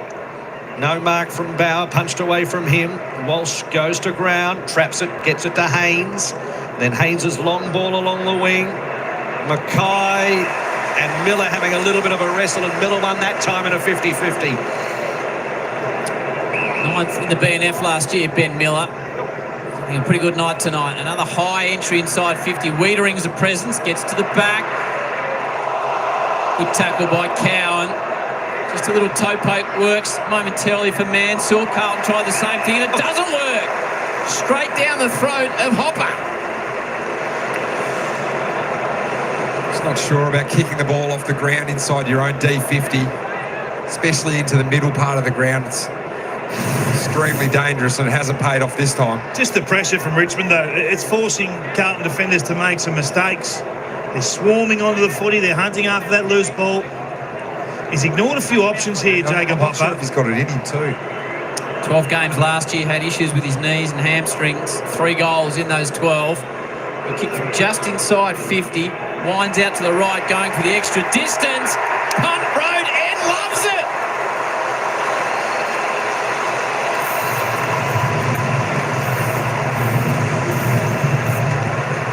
Well, I'll retract the statement. I didn't know whether Jacob Hopper had that one in him, but he wound out, caught a little bit. I think he snuck off the line a little bit and got a bit extra distance. And an important goal because Richmond got the first 5, Carlton came back. Could they arrest momentum? He spoke about pressure. It comes and it gives players behind the ball. And you can see Hopper set up there in a really good defensive position. He's playing defensive midfielder there. Is that he stuck himself right in the most dangerous part of the ground, which is in the corridor at the top of the 50. And the soccer off the ground from Mitch McGovern's gone straight to him. Well, 4 of their 6 goals in this little patch they're having, this run they're having, have come from their forward half work. Every team craves a forward half game. Maybe we're seeing Adam Uze's plan in its infancy now. So Richmond with 6 of the last 7 goals. Cripps won it down only as far as Dow. Ross, they've coughed it up. Williams intercepted by Hopper. He's got the adrenaline running hard at the moment. His kick dumps it forward. Sard at the fall of the ball. Hollins is there. Akers out wide. Haynes sees Motlop. Motlop thought about a climb. Over their heads it goes. And there's a holding free kick. Motlop was almost off to the races, but the Tigers at the football.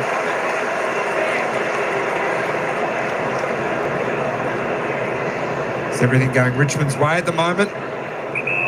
Broad's been good. So Broad's kick along the wing. Lynch is there. Armstrong is the meat and the sandwich. Lynch in the end waited and it helped. Kick was smothered. Comes to Cottrell by hand to Cripps. Through the back he goes. Wheat over to Cripps. Cripps thinks about a bounce. He goes toward Motlop. Handball offline. Mackay meets them. Is it still in play? No whistle. The other one's Lynch Kingy too as well, getting involved.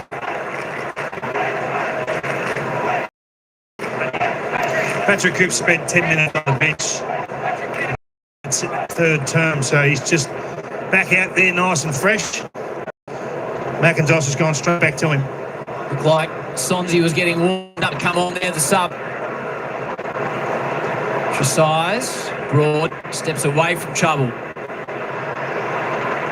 Setting himself his Armstrong. Had a couple of moments of physical presence in the game. Doesn't look good for Light after that contest he had with Mackay. So it's like he's out of the game. Sonzi will get his first opportunity in 2025.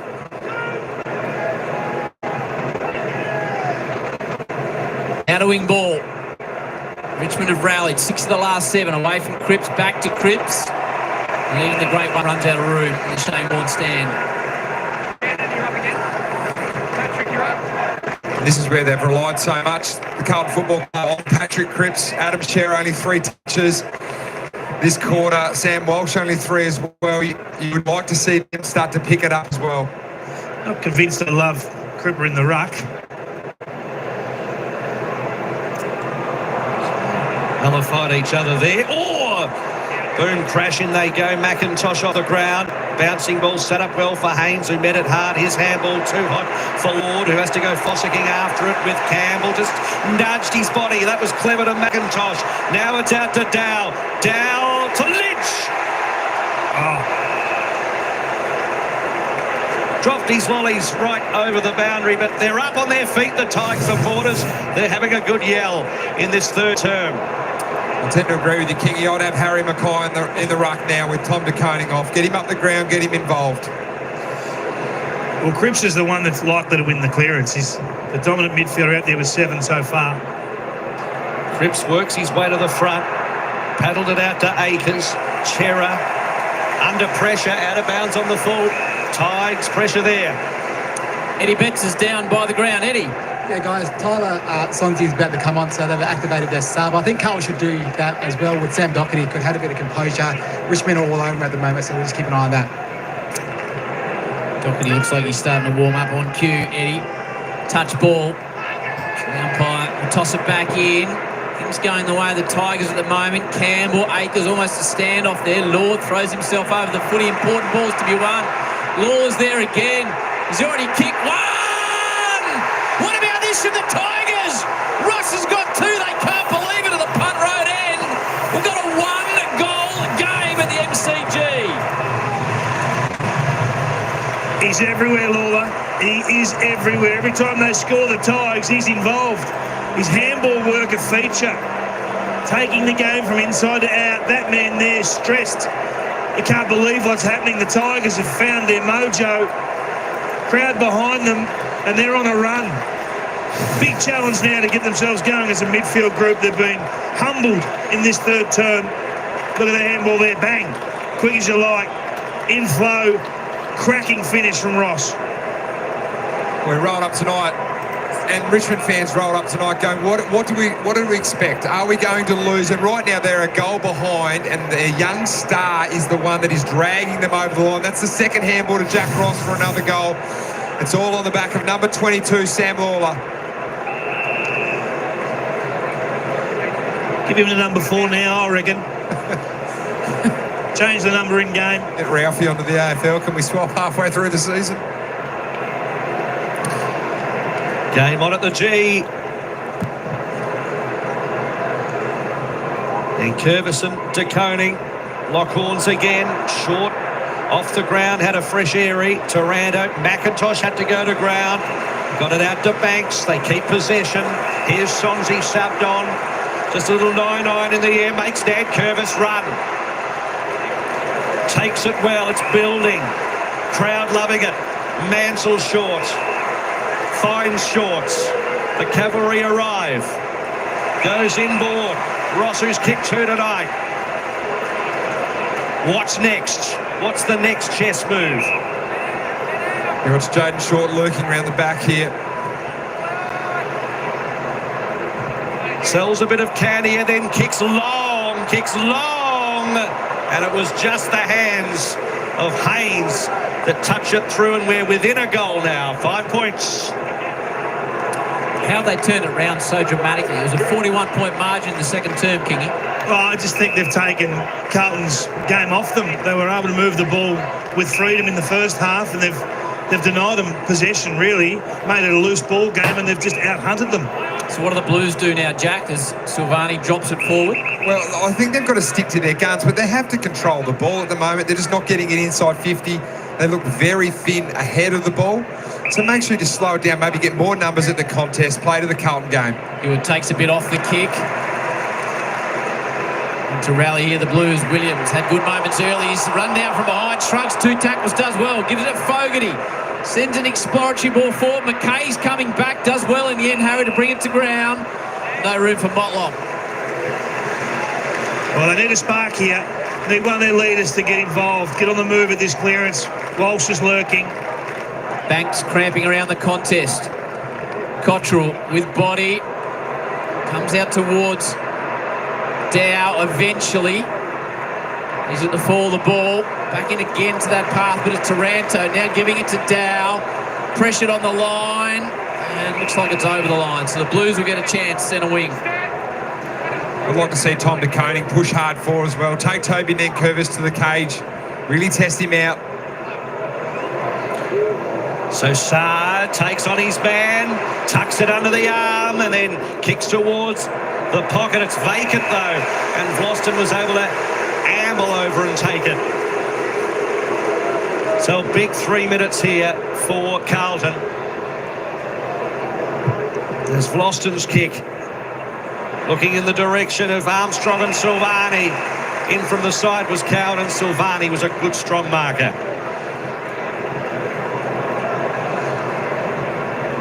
And short to Haynes. First match of the season. Few players blowing in the big ones. Hollins. Short and low. Hewitt off his shoelaces. Bit of darting. Founds Lord. Now Lord thinks about the pocket. Goes wider to Cowan, not the required trip. Barrels it to the top of the square. Motlop's hovering, out the back it goes. Camporeale inboard to Cripps. Cripps under pressure. Oh, they're fired up the Tigers, and there's a bit of niggle now as well.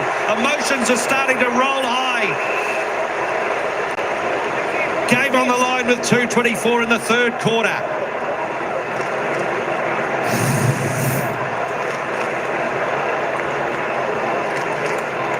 20 disposals for Cripps, 21 for Chera. Taranto 22 alongside Ross. Hurried snap off the boot of Cottrell. The Blues take it out to a 1-goal lead. 2 to go in the third term. Boston's worked his way back into the game nicely. Oh, geez. Little pass in the end was looking for Brown, who just slipped as it was going his way, and in the end trickles out of bounds. Just don't want a moment like that to be something where Carlton can get an opportunity to have another shot at goal. Looks like Sam Doherty's getting the jumper on, so expect Carlton to make their sub very soon. In the shadows of three-quarter time, De Koning, Curvis. What a battle that's been. Curvis has kicked a couple of goals. Bauer throws himself at it. Haynes, Silvani, trying to stretch Richmond on the near side. Goes into the path of Evans. Piercing ball inside 50. Spoil comes late. It's the short kicking game for Carlton sort of evaporated. That little small probes we saw where they were able to be pretty unpredictable to the Richmond backline's gone away. A lot of long kicks.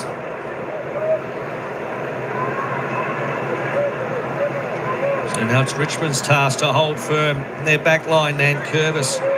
Dow had a couple to beat. They're under pressure here. Cottrell puts boot to ball, missed the lot.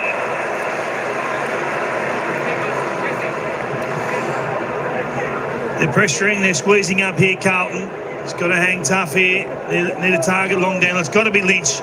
He's got to get this ball to ground. You can see Wiedering the challenge that he's posing.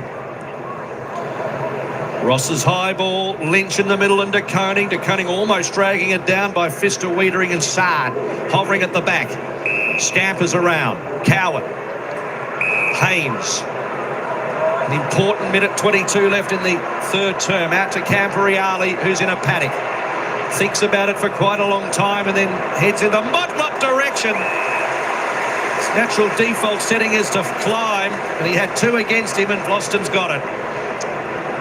Having more and more impact as the game goes on. Here's Vlosten.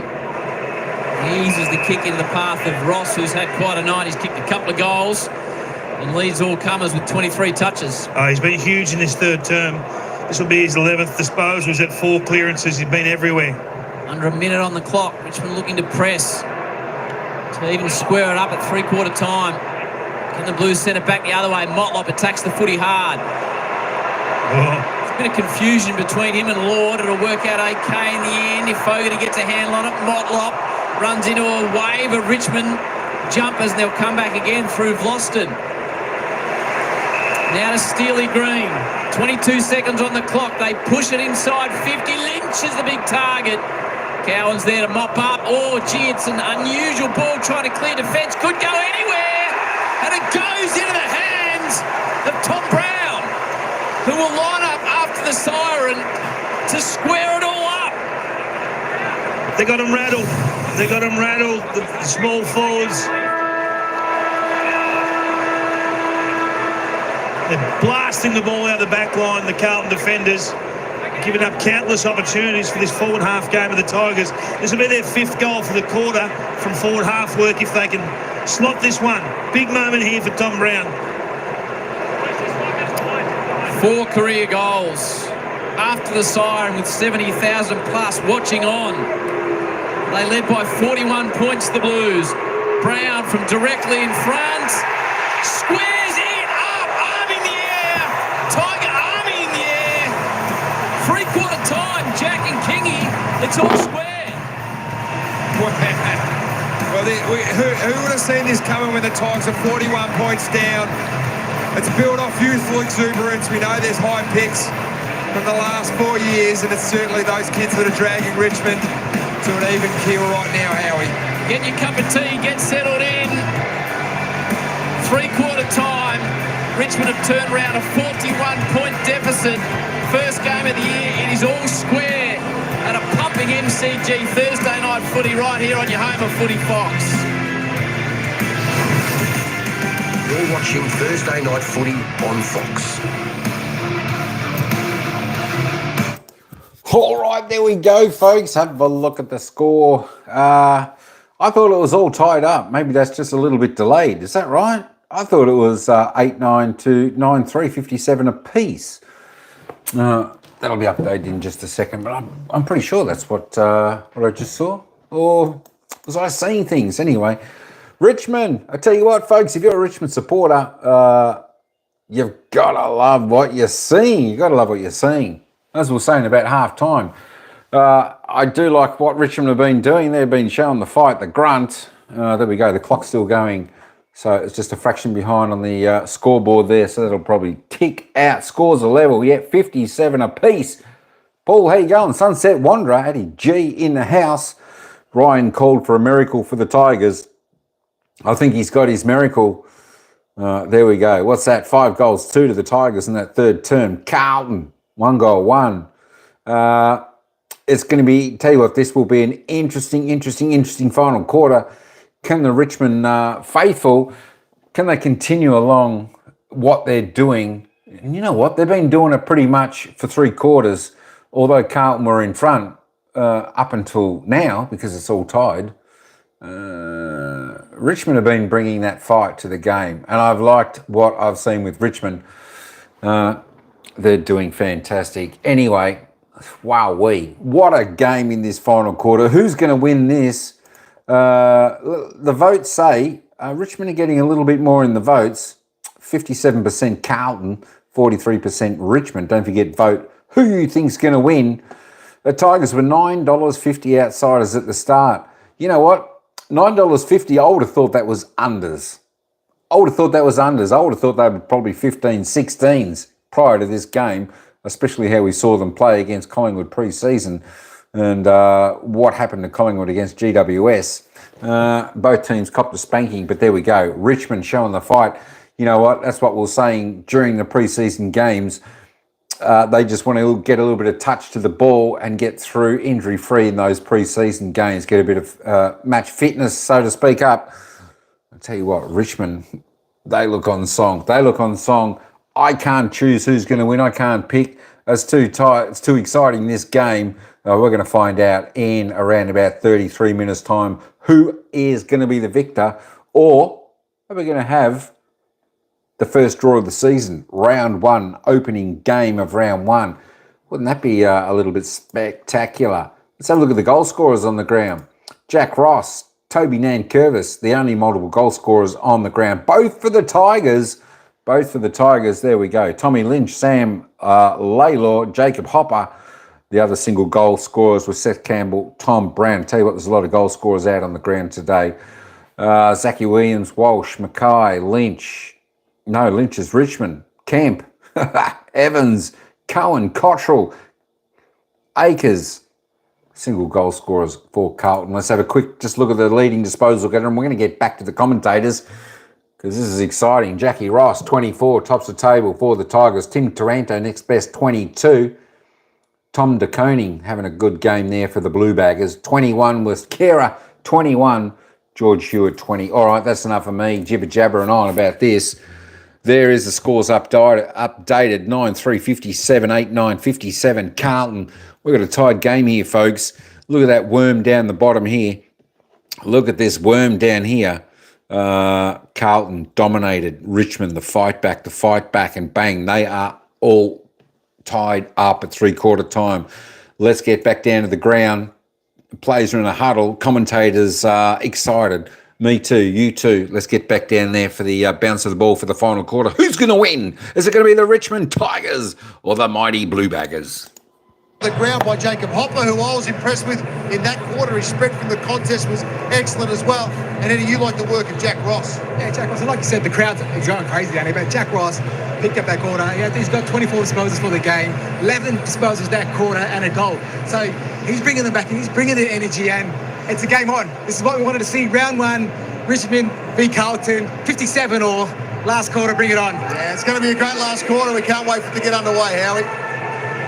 Well, I'm looking at Michael Voss and Carlton, and looking at Sam Walsh, Adam Chera, and Harry Mackay. Too much they rely on Patrick Cripps to try and drag them over the line. We know Cripps is going to stand up in this last quarter, but it's that second brigade around him. And Mackay's been well held tonight, whether it's been Blight, and after he's been injured, it's been Ben Miller.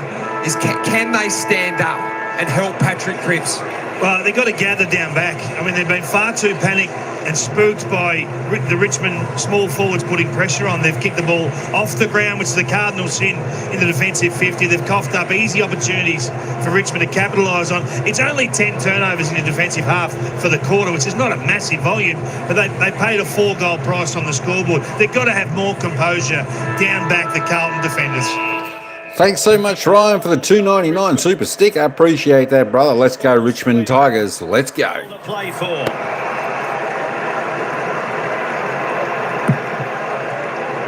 Start of the last term. Nankervis and DeConing. Taranto ripped off it. Doherty out there now. Cripps along the ground. DeConing. Handball, long one. Evans comes out to meet it. Banks with a little bit of work to do.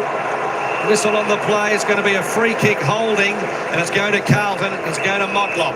And then more from their half forwards here as well. So Motlop heads towards the pockets and punched away. Bossy spoke in the pre-game about the follow-up of DeConing. You just saw it on that last centre bounce, just hunting after that ball. Got to watch him here at forward 50 stoppage as he often grabs the ball from the ruck.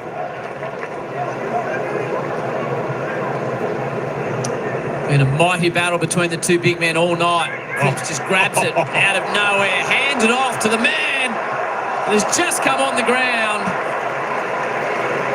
Doherty can't take full advantage, so the sub has been made. Doherty is on, and it looks like Cooper Lord is having a spell. What a clearance there from Patrick Cripps. There is Cooper Lord. Third match tonight. Subbed out, and Short's about to bring it back into play. Short in the Haynes direction, had a couple to beat. Coming through and ripped over the line, Tresize. The other big question here is, can the young Tigers run the game out? We know we've got a lot of young kids out there, 12 players that haven't played 50 games and 3 debutants. The sub's already been activated. Can the young Tigers run the whole game out? And Jack, they got that momentum, they got that sniff early in the third quarter, but emotion can only take you so far. Walsh, only to Taranto. Cripps takes him to ground. Thanks, Tim. Always, mate.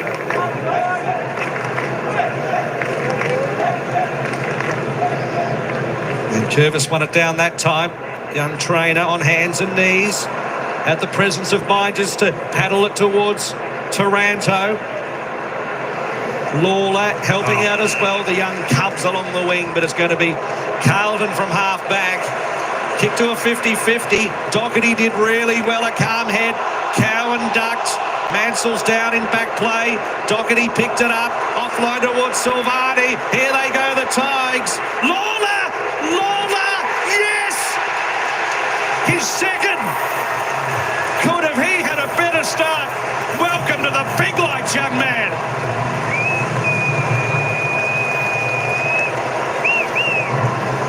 There's pressure and then there's referred pressure at the moment. Carlton, the pressure's not even there, but Carlton are feeling it. They're just making critical errors. Another error, and it's Doherty on this occasion. They are panicking down back. They can't handle the heat that Richmond are bringing. There it is there, the errant handball. Lawler had someone on in the square, but he said, no, I can kick this through. Mansell's coming from the field. But what an inspirational moment it was for pressure in the middle of the ground there. He put his body on the line, and then they outnumber the swarming Tigers. Lee Montagna put this on the radar, but in the pre-game, they want to swarm, they want to outnumber. Excite, express yourself. It's on show here. 9 of the last 10 goals after they were 41 points down, the Tigers. They're stunning the Blues at the moment. So much time on the clock. Mansell gets his way to the bench. Free kick in the middle. So here's a chance for the Blues just to calm things down. DeConing, real up and under. It'll be a shallow entry inside 50. Falls towards the Blues. Sonzi's there to mop up only as far as Akers bounced off his chest. He's a long kick, Blake Akers. Just creeping a bit on the mark with Steely Green. It's an important metre he gained. So Akers puts it right to the hot spot. Motlop's down. Nankervis playing the role of weedering up the other end.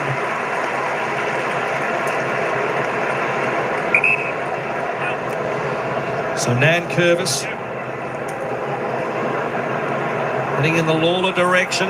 Silvani dropped the football, pumped back in by Cowan, bouncing ball. Motlop had a little bit of time to think about it. Short wrapped him up. They've got a sniff, Richmond. ferocious at the moment. As we have a look at the incident with Mansell, going down really awkwardly. De Koning won it down Camporeale. Was just able to nudge it forwards. Chance for Cripps. Can the champ steady the ship? No. Miller was there, standing tall, and was able to cut it off and gets on with it quickly. Then the big fist. They're inspired at the moment, the Tigers. Bow with the fist. If you can hear me, Brad Johnson, down to you. Well, it's loud down here, Ellie, that's for sure. But Michael Foster's made his way to the boundary line as well now for Carlton, just trying to steady the ship and get this Blues team over the line in the last quarter. Mansell for the Tigers getting some work on the calves, not too far from re-entering the ground. Nankervis. Tresize to the middle of the MCG. Cowan brings it to ground. McGovern to mop up Haynes. Slight fumble. Coming in hard with Steely Green. Applied some pressure. Goes back out in the path of Sonzi. Blues over the footy. Silvani under pressure. It's tight on the line. I think he could have a problem. Ooh, umpire says it's all okay. They don't agree on the far side there. Once again, though, Carlton fumbles. Haynes fumble, put pressure on the next player.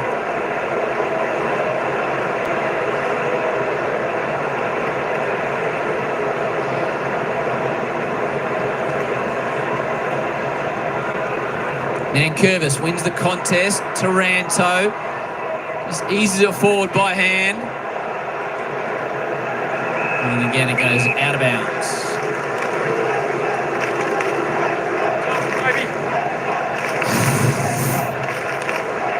Richmond supporters full of voice at the moment. Silvani staggered his way out of play there. Had to be deliberate. Had to be. Nankervis from a standing start. There's been a whistle for my contact. De Koning gets that. There's not much more this guy can do. He needs a couple to come with him as he gets a 50-metre penalty inside the protected area. It's been enormous to Koning. This will be his 24th disposal. The guy's a ruckman. Drops up towards Mackay, but Miller just shoves him out of the way. Got to lift, Harry. They're desperate for him to inject himself into this game. Miller short to Ross. Ross, who's been good, goes wide to Sonzi. Sonzi subbed on earlier. That's his kick. It's in the direction of Lynch and backing back Dow. Dow in the end gets a second chance and then skies one. It's a real up and under. Hollands goes the fist. No Mark Bauer. And then McGovern just chucks it on the boot and hopes. No mark taken by Sonzi. Over the top goes Evans and gives away a free kick so Richmond can pump it in again. Adamuze trying to marshal things from the box. Deep ball forward. Bauer gets hands. Fights alongside McGovern. They both claim it. The umpire says no. Neither. Couple pairs of hands on it. I'll explain. Nankervis has already kicked a couple. Brings it down towards his feet. The Blues running out of defence. They kick in hope. More than anything else, there is Mackay. Does well, holds it up, gives it to Fogarty. Takes his time, goes aggressively into the middle of the ground. Here's a contest to be won. Kemp leads the race. Plays it in front of himself, almost a little Gaelic kick. Not giving up, though, is the young Tiger debutant Luke Traynor. In the boundary line. Comes quickly. How good was that? Big moment there for Luke Traynor. One-on-one, a critical contest. The ball got out there against the more senior opponent. I think maybe both players were happy that one went out of bounds. Nankervis, Molshover ran it.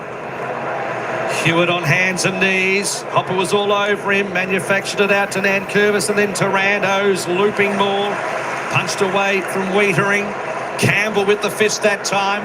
Sard gathered, got it to Haynes. Doherty, handball over the top. McGovern just fumbles. Oh, they're going backwards. Hollands, he's under pressure. Ross couldn't quite grab him. Hollins was able to hold firm and kick it long out wide.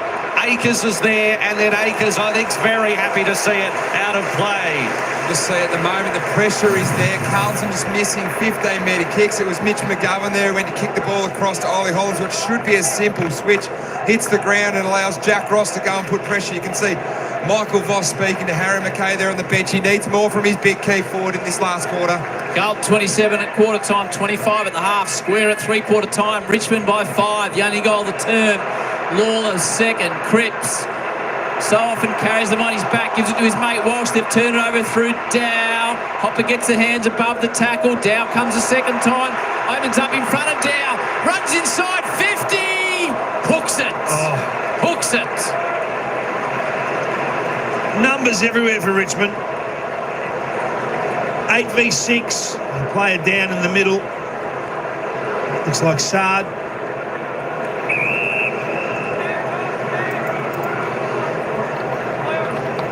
So Doherty off to McGovern. Plenty of room. Kicks to the contest. Trainer. Luke Trainer. Aren't we seeing some terrific things from the 3 Tiger Cubs? Trainer loving the contest. Kicks inside 50. That's not so good. He kicked it to 2 Blues. Guernseys. Haynes dropped what he should have taken. That's pressure for you. Armstrong. Tigers are in again. Bauer kicks it into the 8th row. And they lead by 2 goals.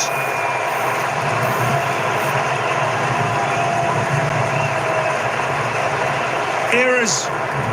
They just haven't handled the situation. Carlton down back. Haynes there drops an uncontested mark. He feels the pressure that's been there all night. Well, it wasn't on that occasion, but he panicked. And they were just out everywhere, Richmond. Hunting in packs. Look at that. That's an uncontested mark. McGovern can't believe it. Not his best effort either. Good finish here by the young player as well. Harry Armstrong could have blasted away. Saw his key forward teammate Jacob Bauer in the goal square and hit him up. You've got a challenge now, the Blues. What do they do, Kingy? They just got to attack. Just got to get this handball game going. Got to link up. Have someone brave enough to run. Need to get Walsh into this game desperately. He's had 5 touches since half-time. 10 of the last 11, the Tigers. Only broken by Mackay's goal in the 3rd. All important clearance now. All of a sudden, clock is ticking against the Blues. Still 13 to go.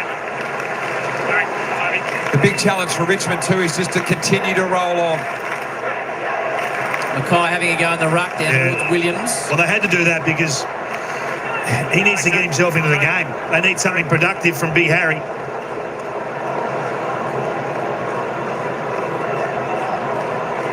Just bobbles around. Cripps burrows in. McIntosh with a headband on. No one's getting clear. Maybe that is the card that Michael Voss plays and goes small ball up forward. It's worked for Richmond so far tonight. Maybe Carlton can use that card as well. Again, stays in tight. Here's an opportunity. Hollins immediately smothered off his boot. Cripps misses it. Comes to Mackay. Shanks the ball forward. Dangerous though inside 50. Broad leads him. He's got support in Vloston. He'd be happy to see it across the line. He's got to have a different look going forward because at the moment Richmond have been all over them in the air.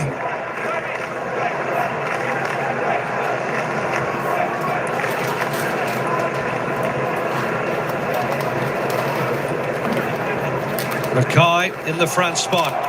Dow bobbles around in his hands. Got a kick away. Lawler. He's been terrific on debut. He goes to ground in the contest. Wheatering's there. Kick towards the pockets. It's very wide and out. You can see the class there of Lawler just to find the body at the right time, and Hollins then slipped over unfortunately, but we know he's well built at 18 years of age. Looks like he might be cramping at the moment as well, but just uses his body to protect the space. Cripps back in the ruck goes the fist. Hewitt looks for Cottrell, but all over him like a glove is Brown, and again out. Just got to be disciplined here down back, particularly in this ruck contest. If it is Cripps, no, don't give away a free kick in the ruck. It's the cardinal sin to give up a shot at goal. Be disciplined. Keep your tackles low. Hewitt's there, Evans, Mackay. In the end, it's not really a contest in the ruck. Nan Curvis just double taps it down towards a teammate in McIntosh. Shane Warne wing.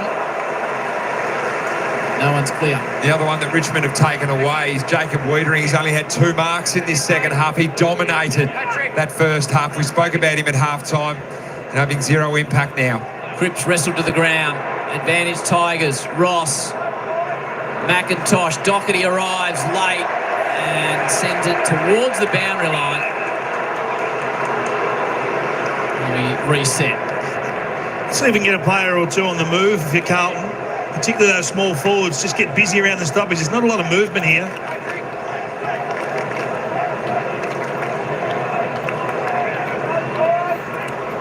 Shallow throw in. Nan Curvis trying to meet it with his foot. Trezai's trying to blast through the pack. Just don't know whether having your best stoppage player in the ruck's the right idea. Looks like Harry McCain might take this one. Cripps has taken the last couple. Cripps is the one they need to get on the fly.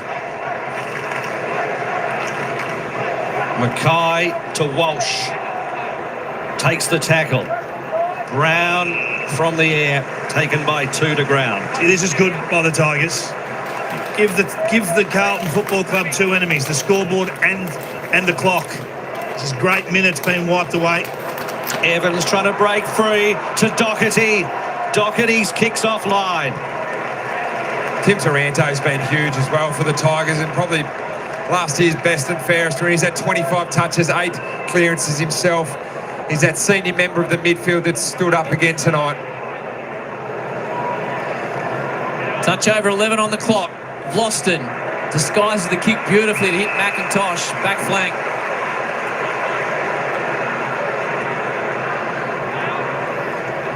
Couple of premierships to McIntosh. Lynch gets front position. Good, strong contested mark. Haynes couldn't affect the spoil. Lynch wants Tiger jumpers ahead of him, so Prop stops and waits. And now goes up and under. Inside 50. Big fly from behind was Bauer. But at the front, Wiedering was simply magnificent. What a mark. They've got to go. They can't play patient football at the moment. They've got to excite. Get the ball moving quickly, shift the Tiger defence. Kick there into a dead end. Baptism of fire tonight for Camporeale. Down the line, McIntosh. Only as far as Walsh, who blazes away. Evans in from the side. Coming through Kemp. Kemp pressured by Miller. Good pressure by Miller. To Vlosten. Banks backtracks. Back to Miller. Up against the boundary line. Just throws it on the boot. It's a bit of a mug kick. Doherty in from the side. Couldn't take the mark. McIntosh goes to ground. Hot football at the moment. Comes out to Banks. Needs some support. Deflected off the body of Short. Vlosten goes in. He was taken and is going to be held. Free kick. That's a big decision. Zach Williams was just about to have an easy shot on goal. Seem to have called McIntosh's name a lot in the last 10 minutes.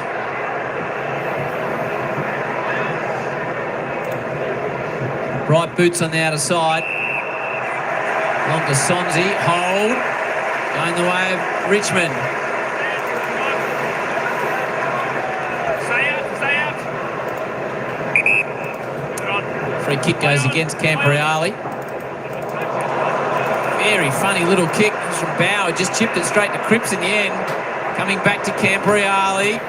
McGovern aggressive into the middle of the MCG. Was nearly perfect. Could hurt the other way though. Long ball deep forward. 2-on-1. Haynes comes back with a flight. Doesn't take it cleanly. Snapping effort. Another one for the Tigers. Mansell. 11 of the last 12. 41-point deficit. Now sees Richmond lead by 17 with under 9 on the clock. This has been unbelievable from Richmond.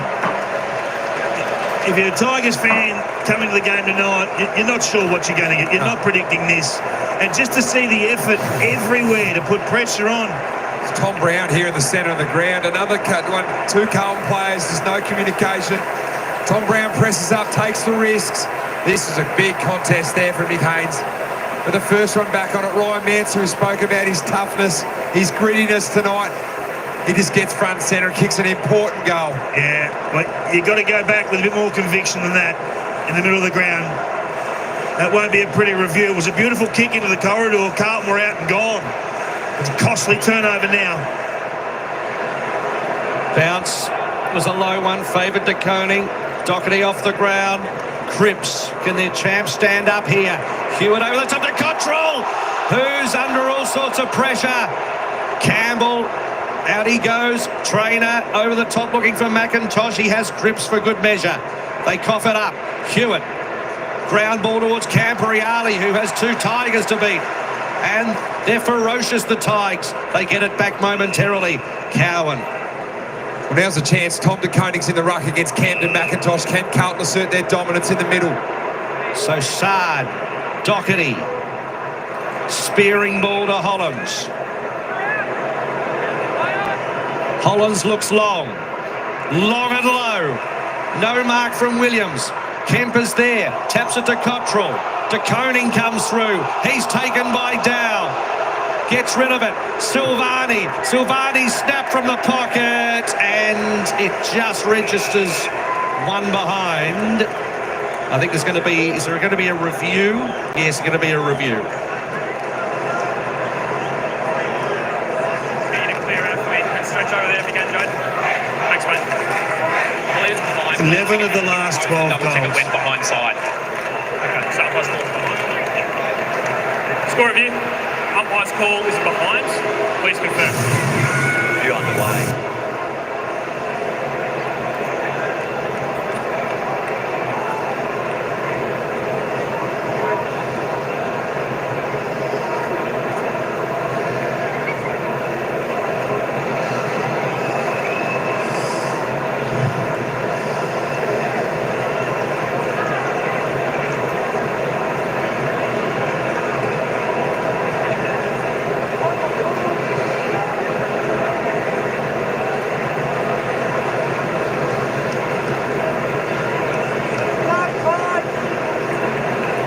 Review complete. Looking at these angles, there is insufficient evidence to determine if the ball was hit the behind post or not. Decision on the scoreboard.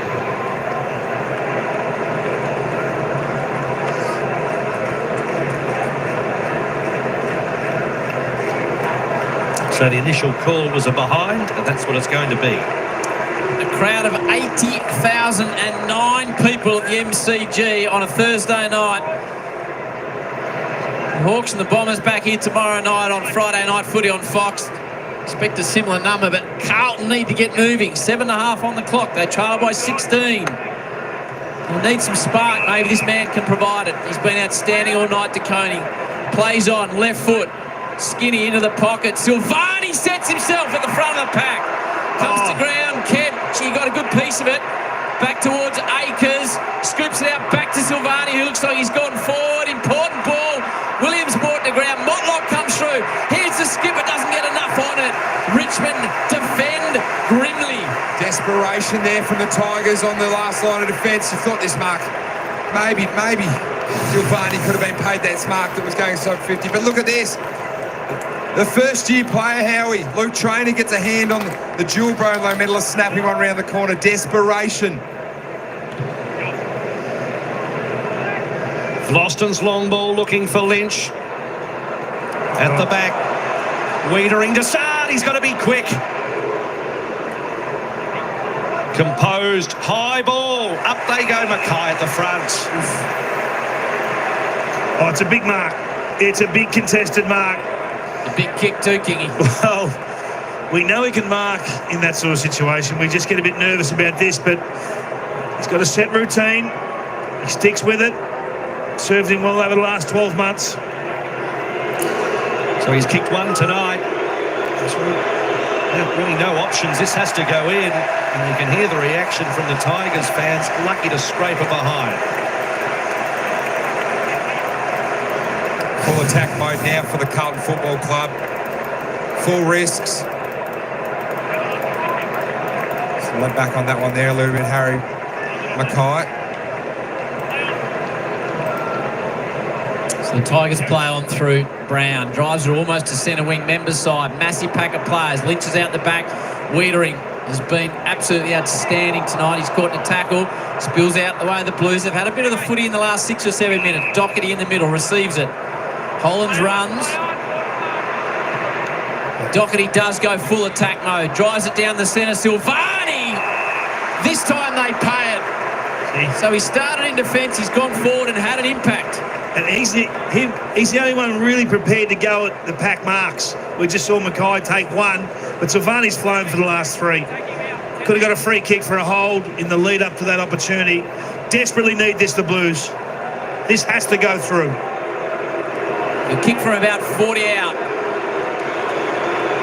To a chorus of boos at the punt road end. The famous number 1 on his jumper. Silvani leans back on it. 600 days out of the game, he kicks a big goal, but the Blues are still in it at the G.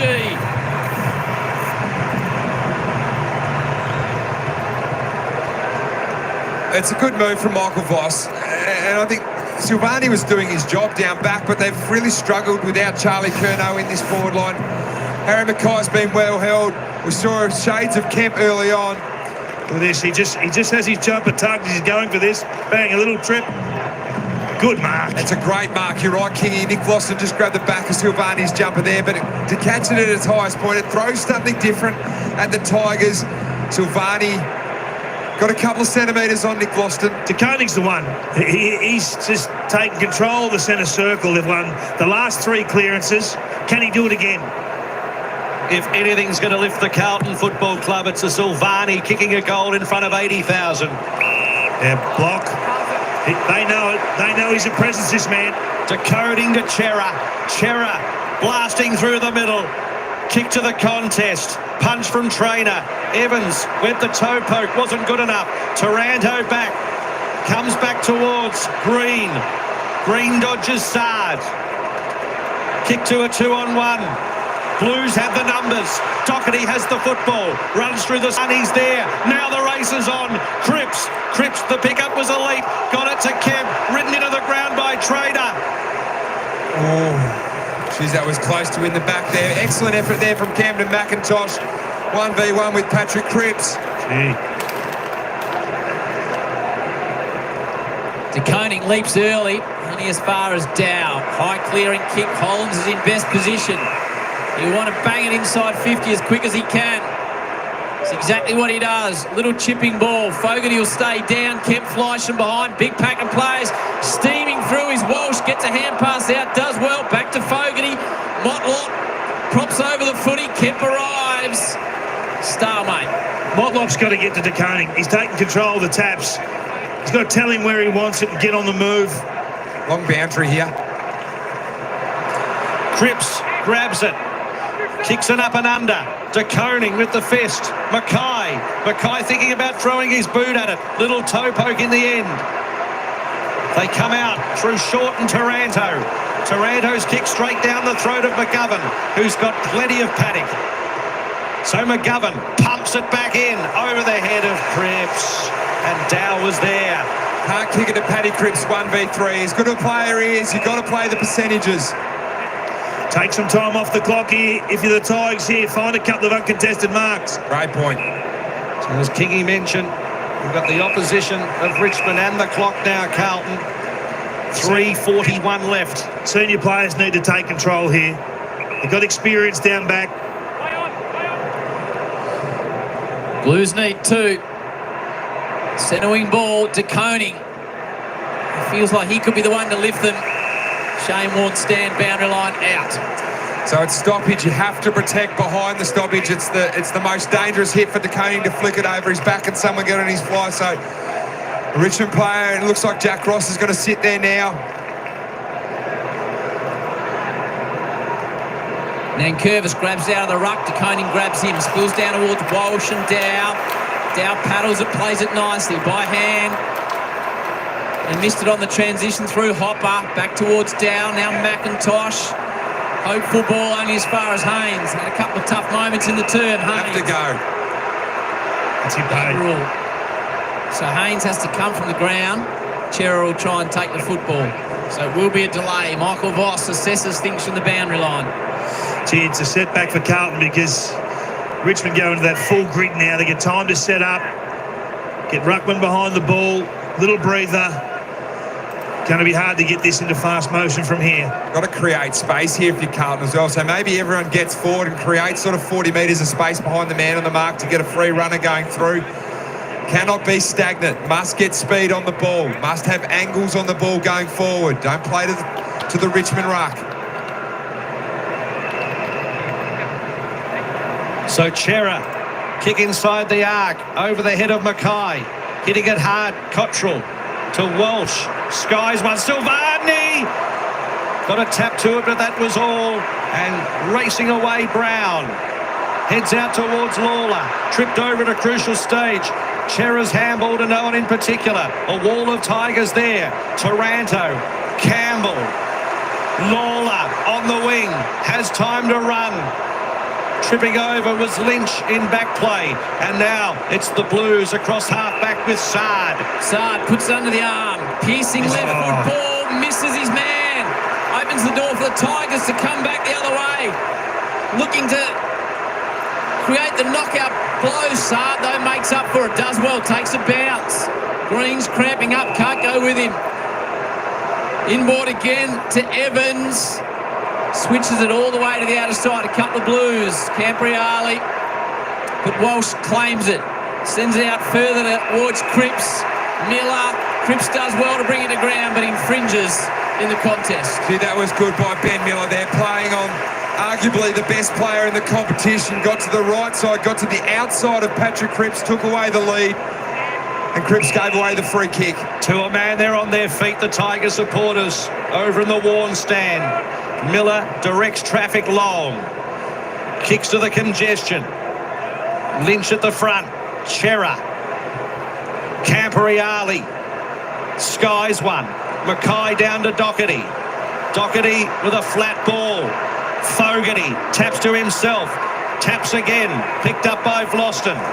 Out they go again, the Tigers. Oh, they're still under the pump though. Silvani with an opportunity. Cripps inboard, Cottrell, check side, has to goal, missed. No, he had players on, inside 50, hands up. It was Evans, 40 from goal. Cottrell chips that across, they get a set shot. The banana was not the option there. Can Short hit a target? 7-point margin, 1:09 on the clock. The Blues need a mark. They need De Koning on Mackay. They don't need the boundary line. They don't need the number one pick, Lawler, taking it further away from their goal. Wiedering has been magnificent all night, stripped of him. Here he comes again, the young man, dished it off by hand. The Tigers drive a bomb, deep ball forward. About to bounce, it bounces, bounces, the race is on, boot on it. Game over, Campbell claims it. The Tigers are home. Oh, somersaults. What are we seeing at the MCG? The spectacular, the classic battle of youth versus experience, and youth is literally leaping ahead. Oh, wowee. I must admit I was desperate for you to call that one hilly. That was like a 100-metre sprint. And Campbell just said, come with me, I'm going. He's the quickest player on the list, Kingy. And to tell you what it shows, some guys are quick, but they're not quick, but in footy is in motion. He just says, I'm going. There's the kid again. My God. But just look at this as he pumps the ball forward. It was a great kick in the end. He just couldn't recover, and Campbell just put the jets on and got there in the nick of time. And Cowan, I'll tell you what, he had to find a way to compete, but that is outstanding effort, and that is the reason why the Tigers have won tonight. Effort-based victory. But have a look at this. Boy. Oh, showtime. This has been something else at the MCG as De Koning won it down. McIntosh is there. Cottrell goes to ground. It'll be a ball up. Latamuze said the foundations were there, but it's a full home renovation, not just the kitchen, the whole joint. It's exciting times. Ned Curvis, De Koning takes it to ground. Unbelievable from the Tigers. It's built off the youth. We've seen some of the older players stand up late. Ned Curvis with the fist. towards Lawler. And then Ross, who's played a big part, kicks out wide. No Mark Bauer. Lynch. Handball backwards. Tigers still with the football. 8 seconds to go. It's going to be a mighty roar across the MCG when the siren sounds.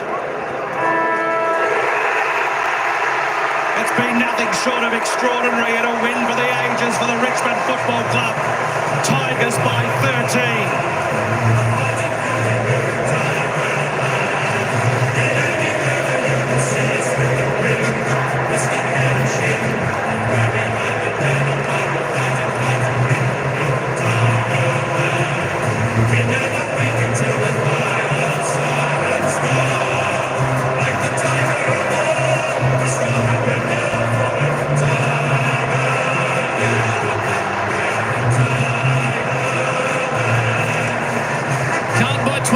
Quarter time, 25 at the half. They got out to a 41-point margin before Richmond roared home with 12 of the last 14 goals to win it by 13 points. That man on debut, he is 1 from 1 alongside his young mates, Lawler, who kicked a couple of goals on debut, and also Luke Traynor. And I'm not sure Richmond fans can believe what they're seeing. And Jack Rewald, unfortunately, on the flip side, neither can Carlton fans. I don't think anyone thought this result was going to happen coming to the MCG tonight, boys. But the Tigers have beaten Carlton on speed, and it's come from their young players. You mentioned Sam Moore. Unbelievable tonight, playing well beyond his years. Jack Ross, 28 touches, and a couple of the older heads too. Tim Taranto, 30 possessions. Trainer, 15 touches. So many of these sort of green shoots that we were hoping to see a moment out of tonight. And I tell you what, we saw more than a moment. The Blues take on the Hawks next Thursday night. Richmond take on Port Adelaide away. 12 of the last 14. It's a stunning statistic. Just having a look at some of those young men. Lawler, 18 disposals, 2 goals straight. Trainer with 15 disposals, and Brad Johnson, well, he's always smiling, but I reckon the bloke beside you's got an equally big one, Brad. Oh, Howie, walking across the middle of the ground with Toby Nankervis, led so well tonight. How good was that to hear this crowd going nuts at the end of the game and being able to just soak all that in? Oh, it's unbelievable. I think probably started a little bit slow, but I'm so proud of the way we played. I think it's just a real gutsy Richmond-style game, and that's what we're based our pre-season on. Nothing big or grand, just it's the effort and the little things, and I'm so wrapped. How proud are you of the younger players in particular in this group? We see them cramping and struggling through, but they just dug deep tonight. Oh, they've been awesome. I think the way the boys have attacked the pre-season, clearly weren't happy last year, and although outcomes aren't everything, it is nice to get a win, and I can't wait to celebrate this one. How's your coach going to feel? I'd be wrapped, I reckon. And as I said, it's not about wins and losses so much as the way we play, and that's the main thing. I think the way we cracked in and really fought it out against a quality team at the G's, such a great start. Toby, you're 41 points down at one stage. This is enormous. Yeah, it is, and that's the fight. I think the young boys that have come in, and they just really attack it. They have no fear, and I think we've just all really fed off their energy. Well, I think you're a proud captain, mate. You're well deserved, and what an unbelievable win. Thanks, John. I appreciate it, mate. Well done. Yeah, unbelievable there. Toby Nankervis led from the front. Howie, I think a few pundits had the Tigers not winning a game this year. What are we, 3 games in? They've already won one. And look, they're not going to... You don't think they're going to challenge for finals. They've played unbelievable tonight. The season is a long one, as it is for Carlton as well. They would be extremely disappointed. But from a Richmond point of view, there is still 50,000 people in this house here, predominantly wearing yellow and black.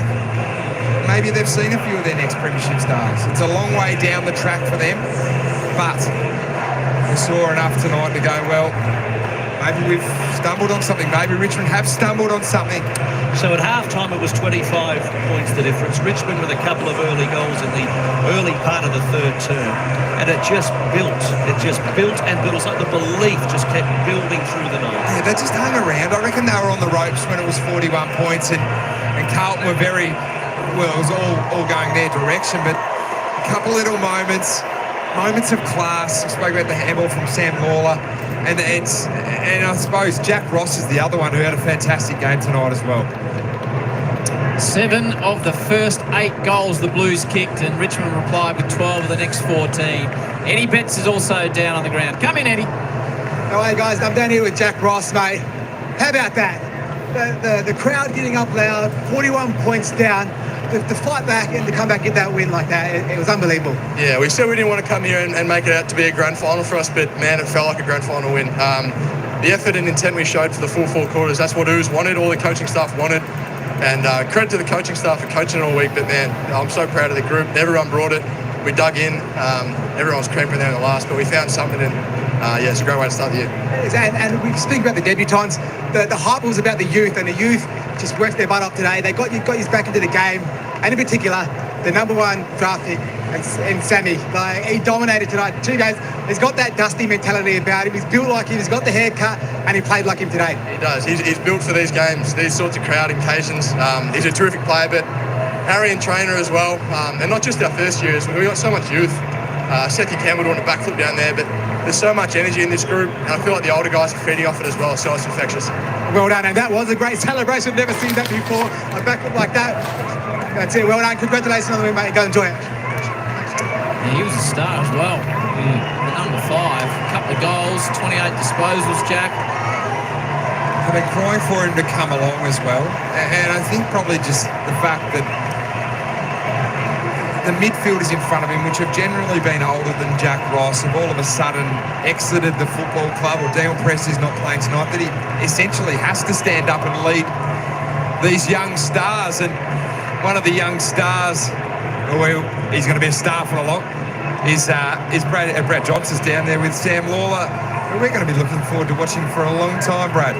We sure are, Jack. I know you're pumped, but this young man, how pumped are you right now? 50, 60, 70,000 people here at the MCG, and you've dominated. Yeah, it was a special night, really special night. And when the final sign sound, I was so happy. Every goal I was up and about, and I'm just so proud of the group, and Who's done a really good job to keep us all connected, and I just can't wait to celebrate with the fans and our families too. What was it like? What was the communication like in terms of the fight back? What was required from the boys? I think just pressure in our forward half. You see in the second half we had heaps of forward half turnovers, and that just comes off pressure and grit and hard work, and that's what a team we are. So, and then we finished our work at the end and feel the electricity around the ground was just so good. Can you believe you're standing in the middle of the MCG after a big win in round one? I'm still pinching myself. Love to beat Carlton in round one, and hopefully I'll play in many more round ones, but super start, and what a game to debut in. Absolutely. Congratulations on a huge win. And Jack, these number 1 draft picks are not getting any smaller, let me tell you that. It might be, I think Brad Johnson's getting a little bit shorter over time, sort of leaning on against Brad Johnson there, but I think he said he hopes to play in many more round ones. Well, I think he'll be playing in a fair few, Howie, and he's obviously shown tonight why he was the number 1 pick, which is exciting. Well, there was no man that brought more sizzle to the football field than Eddie Betts, but Eddie, we just saw something special with the match-winning goal and the celebrations. Take it away. Yeah, guys, well, I'm down here with Les Campbell, and when you speak about razzle-dazzle, I think I've never seen that on a footy field before, but to run down, ball goes over your head, talk goes through it, you run, hit the goal to win the game, but to celebrate like that. Yeah, we competed all game, and I just needed to put that one last effort in, and lucky enough to kick it, be on the end of it, and then probably sealed the game. So, did you ever think about doing that celebration? Yeah. So like last year, when we was in the situations to do it, we wasn't in many, so I didn't really want to pull it out, but you know that was a situation that I could do it. Well, keep doing it, mate. We love the excitement. The youth with the Richmond Tigers, you guys are up and about. Keep bringing that energy and that excitement, and good luck for the rest of the year. Well done. That Simone Biles would have been happy with that. I think the landing 10 from the Russian judges, 10 from the French, just 0 from the Kiwi judge. Yeah, and probably 0 from the Carlton judges as well. But well, we're seeing so much of it in footy, Jack, and we are in the entertainment business. People come to be entertained, and that's top shelf. Yeah, don't sleep on the fact that was right in front of the Carlton cheer spot as well. And when that ball went through, I reckon Seth Campbell death-stared the Carlton cheer squad and then just went, well, I'll go you one better and I'll do a handstand and then I'll do a backflip and thank you very much. Carlton fans will be disappointed with what they saw tonight, Jack. Don't throw the baby out with the bathwater. They've only played one game for the season. We've become such a reactive industry. Where did it go wrong for the Blues tonight? As I said, they kicked 6 or 7 of the first 8 goals of the match. They were 41 points up, and up here it had that feel, gee, we're going to have to pad for the second half here because this is on the way to a 100-pointer. Yeah, look, I think from Carlton's point of view, you don't want to throw the baby out with the bathwater. Their first half was very good. Their second half was very poor. Now, this has been Carlton's problem for a period of time now, is how can they arrest momentum in games? And unfortunately, when they challenged them today, they couldn't arrest the momentum. And a lot of the time it comes down, and we look to number 9, Patrick Cripps, to arrest momentum, and he can't do it by himself. And it's becoming evidently clear that he needs more players around him to step up and help him to make sure that 2-3 goal surges against don't turn into 4, 5, 6, unfortunately. And how good to see the young lads lead the team off. That was such a major factor tonight, with Sam Lawler leading the charge there, with also Jacob Blight, etc. Yeah. There could be more in the inside the circle than outside the circle when they sing the song. There's a few in there that haven't played in a win. Well, you can certainly see the boys enjoying it. It's fascinating to hear how we had Jack Ross said they didn't really want it to be like a grand final tonight, but they're on the crest of a wave at the moment. They lost their last 10 going into the end of season, the Tigers. So as you say, Jack, there might be a few in the middle. Very early in the season, but that is a big, big boiler. They're coming from 41 points down. Let's think back to those dads that were interviewed at the start of the game, how nervous they were and how proud they would be now as the rest of the families in there as well, seeing the Richmond players walk in. And you know the excitement of the Richmond room is better than any of us, Jack, after a win. It is great fun. There's going to be plenty of the sponsored product being spilt right now. So Tresize is in there, Trainer's in there, half the team's in there. Let's listen to the Tigers celebrate a 13-point win over the Blues.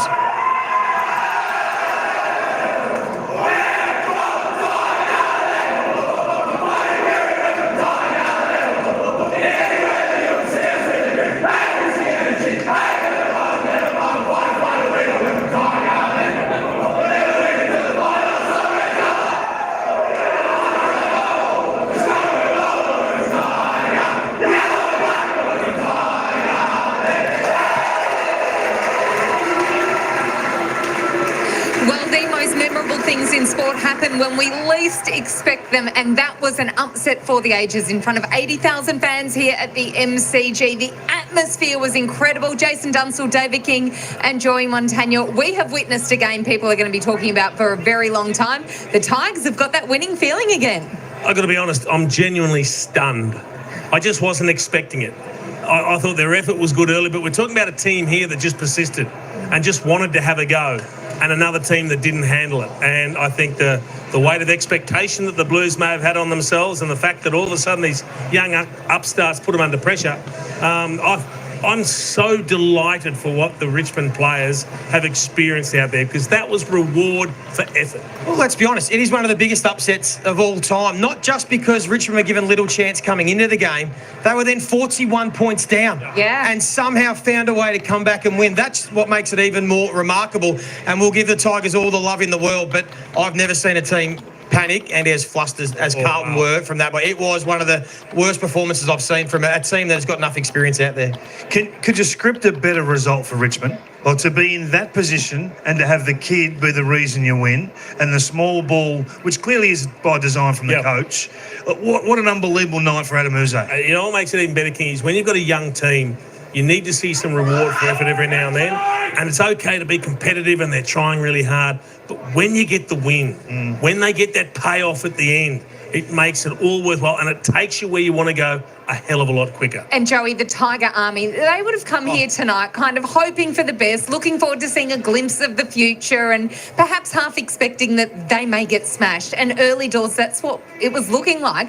You could slowly, with each goal, feel the confidence growing. It got louder and louder, and the roar of the Tiger Army, it was phenomenal. It was awesome to see. And to be honest, they were all saying they knew it. Once after they won, they go, we knew it. But it was a brilliant performance. And for them to tighten the screws and crank the pressure up when they were 40 points down. That's normally what you get from premiership teams, from contenders. So they go, right, we have to turn the screws here. This young side did that and put Carlton to the sword. Well, one man who's been part of premiership teams and is now part of this rebuilding Tigers team is defender Nick Vlosten, who joins us down in the Tigers room. Nick, you've been part of some incredible wins over your career. This one must feel a little bit different.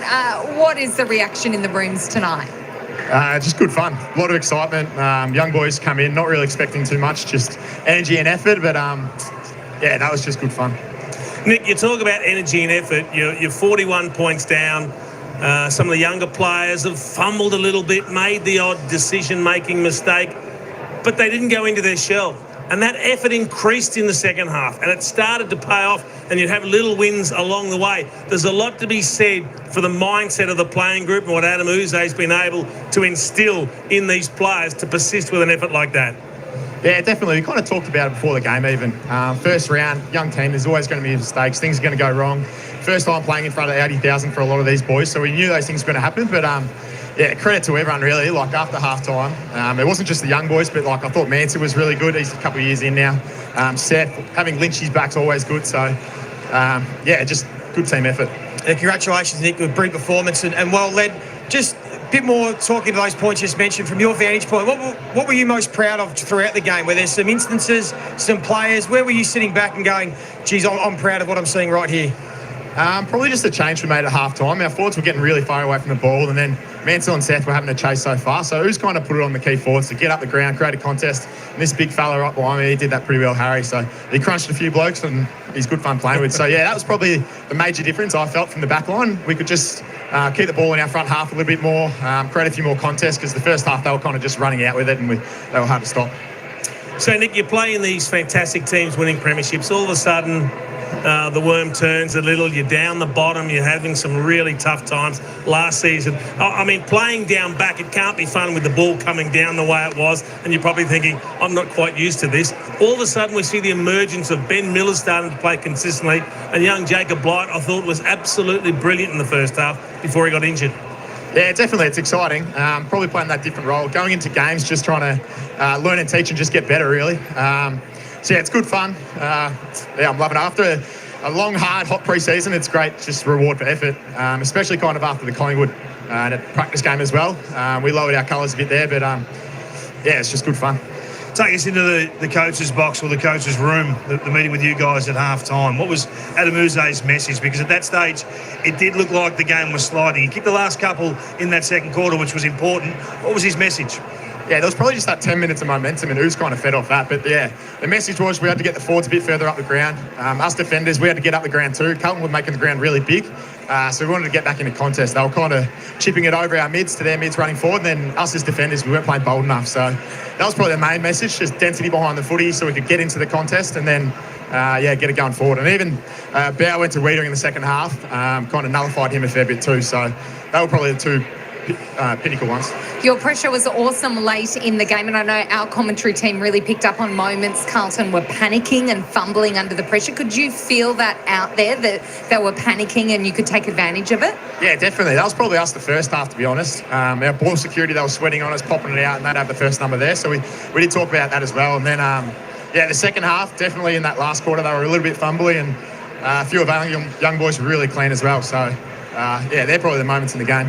And Nick, last one before we let you go, we have to ask you about Sam Lawler. It was incredible, the debut of him tonight. You came and grew up along with Dusty and saw what he did. I know there's been a lot of comparisons, and you might not want to go there, but just tell us a little bit about what you've seen from this kid so far. He's probably been in the cotton wool a little bit over pre-season, and then they kind of let him go in that West Coast game and he broke his jaw. So we haven't seen too much of him yet, but what he does do, it's pretty special. Tonight he was just so clean. He's a bull. Yeah, he's going to be pretty special for us, I think. Well, that was a lot of fun to play in. As you've said, it was a lot of fun to watch for us on Fox Footy. Thanks so much for your time, Nick. We look forward to seeing you against Port Adelaide next week over at Adelaide Oval. Cheers, guys. Thanks for having me. Brilliant. Chase, there's some excitement in just the way he's talking, these young kids. You only hold back the crazy ones. You only hold back the crazy ones from practice matches and scrimmage games at training. He was unreal, this guy, wasn't he? He was. I mean, right from his very first touch, that Jason said, it did have the shades of Dusty, the shimmy of the hips and breaking out of tackles. He was clean. His hands were sharp. He called it throughout the game. And then late, there were some moments in the second half where they needed someone just to impact, and it was the first gamer that did it, and particularly in that last quarter, 3 or 4 times he was able to get involved and really impact. And I mean, if this is just the tip of the iceberg, it's going to be a pretty special career. Welcome to the big time. He looks like he belongs, Kingy. Yeah, well, he's pick one. He's an elite talent. We sort of know what we're hoping for, but I was amazed at his handball. His composure to take it from inside traffic to outside. You just don't see young players have the wherewithal at this early. Game 1, Jason, was unreal.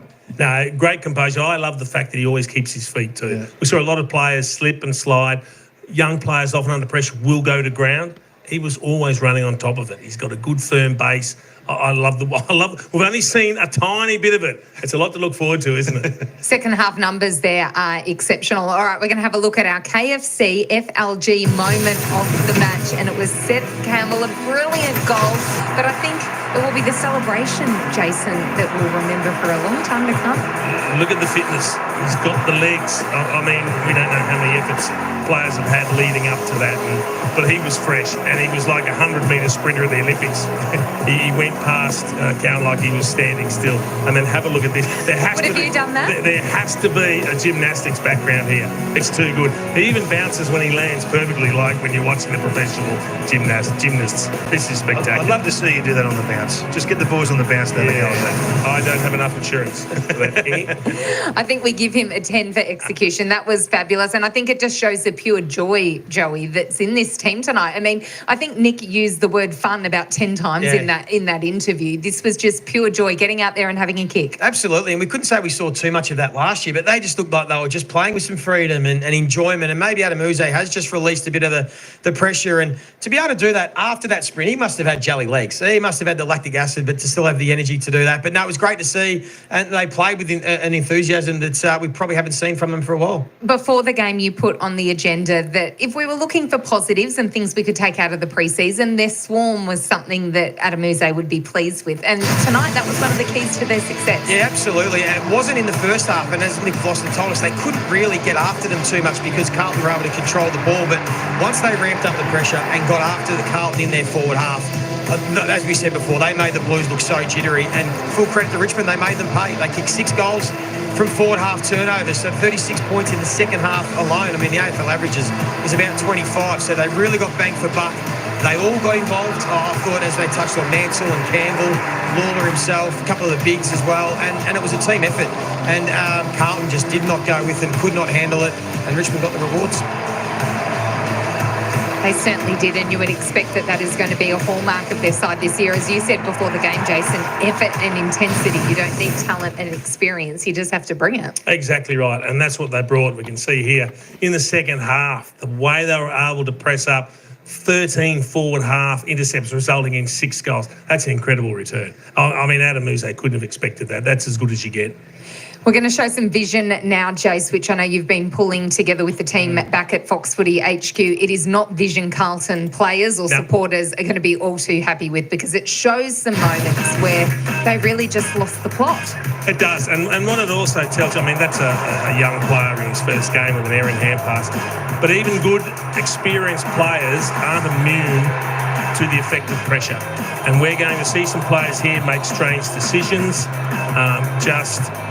Look at this. He's got numbers around the ball. McGovern, he kicks it off the ground and costs him a goal. This is when the game, Tigers are coming and the game's on the line. We just saw some extraordinary here. Kick it up the line. He goes for a torp off one step off the outside of the boot. This is right on the sign, which gives them momentum going into that three-quarter time huddle. Here we go again. Sam Doherty. It's just a fumble, doesn't control the hand pass, results in a goal. These are things you just don't expect to see. But if you put enough pressure on, players are human. Here's 2 players that can't work it out. Haynes drops the mark, and then McGovern goes down in sympathy. They both fall over, and then the Tigers just pick it up and kick to an unmarked player in the square. I'd love to be a fly on the wall when Michael Voss reviews this game, because he's going to see some things that he's going, I didn't think we had this in us. You've got to call a spade a spade. They looked timid in the second half. They looked like they were a rabbit in the spotlight there for a while. I've never seen players just lose their minds, just bomb the ball long, panic. They didn't want to take responsibility for the football. You got to treat it like gold sometimes. They just needed someone to play with composure. And outside of Cripps, De Koning and Wiedering, There really wasn't a lot else to look forward to steady the ship. The lack of care with the ball in that second half was on display. Right from almost the very first contest, I think it was Jesse Motlop on the wing, decided not to put his hands down, try and kick it up to himself. There were some fumbles and drop marks, and then from there, it filtered through the whole team, and they couldn't recover. Their confidence gets shattered, and you could see Richmond growing in confidence with every mistake the Blues made, and Nick Boston admitted as much when we just spoke to him. Then one player you wanted more from, and you could sense the Blues fans begging Harry Mackay to lift. It just wasn't his night. He was well beat. There was an opportunity for Harry to grab this game and basically win it for Carlton, take some marks. But in the first half, he had young Jacob Blight, who I thought was outstanding. We spoke about him earlier, a 23-year-old, a mature age recruit from the Waffle. But he's come in and his body work, his positioning was fantastic. And he beat him in a raft of one-on-ones. And just, look, they weren't great kicks going to Harry, but you kind of thought Harry might impose himself physically. No. And then it was Ben Miller who moved after Blight got injured. Ben Miller in the second half started doing the same thing, which I think, again, Harry's not going to enjoy looking at this. There's Michael Voss having a chat to him, mate. Sometimes the kick mightn't be great, but you find a way to at least bring the ball to ground, not just get outmarked and get pushed out of the contest. And he just wasn't able to do that tonight. And to add salt to the wounds, Kingy, they are in the record books. They're in the record books, all right. It's the biggest, the greatest loss from a team that's won the inside 50s by 25 and contested possessions by 20. The greatest loss on record. And it's only 13 points, but those numbers, this is what we're talking about. The growth of Carlton. Do they have the system? Do they have the composure to take that next step, to go from a 13.5 and 13-win team to 15, 16, 17? In games like this, they just need to be measured and clinical and stick true to what they'd done during the summer, not lose their minds, Joey, and they tick this box and move on. But now, the pressure's enormous. Yep. As soon as the pressure came, they reverted back to their old ways, didn't they? They just bombed it in. They weren't taking care of the ball. They weren't trying to build it up and switch angles. And that's a big concern. That is the worry for Michael Voss. They've had all summer to train it, to prepare for it. And as soon as the pressure came, they crumbled. So he's got a lot of soul searching to do as a coaching group and with the players and how they can recover, because look who they've got in 7 days' time. It doesn't get any easier. Wow. It's a big month ahead, but again, let's not crucify them on the strength of one performance. It's a bad one, a really, really bad one, and one that might haunt them later on. But we give everyone a mulligan, don't we? So you'd expect to see a much better effort next week. So what do you do if you're Michael Voss? How do you address this loss? There are some losses. They'll go through some of those things that we just highlighted there and go, this just isn't acceptable.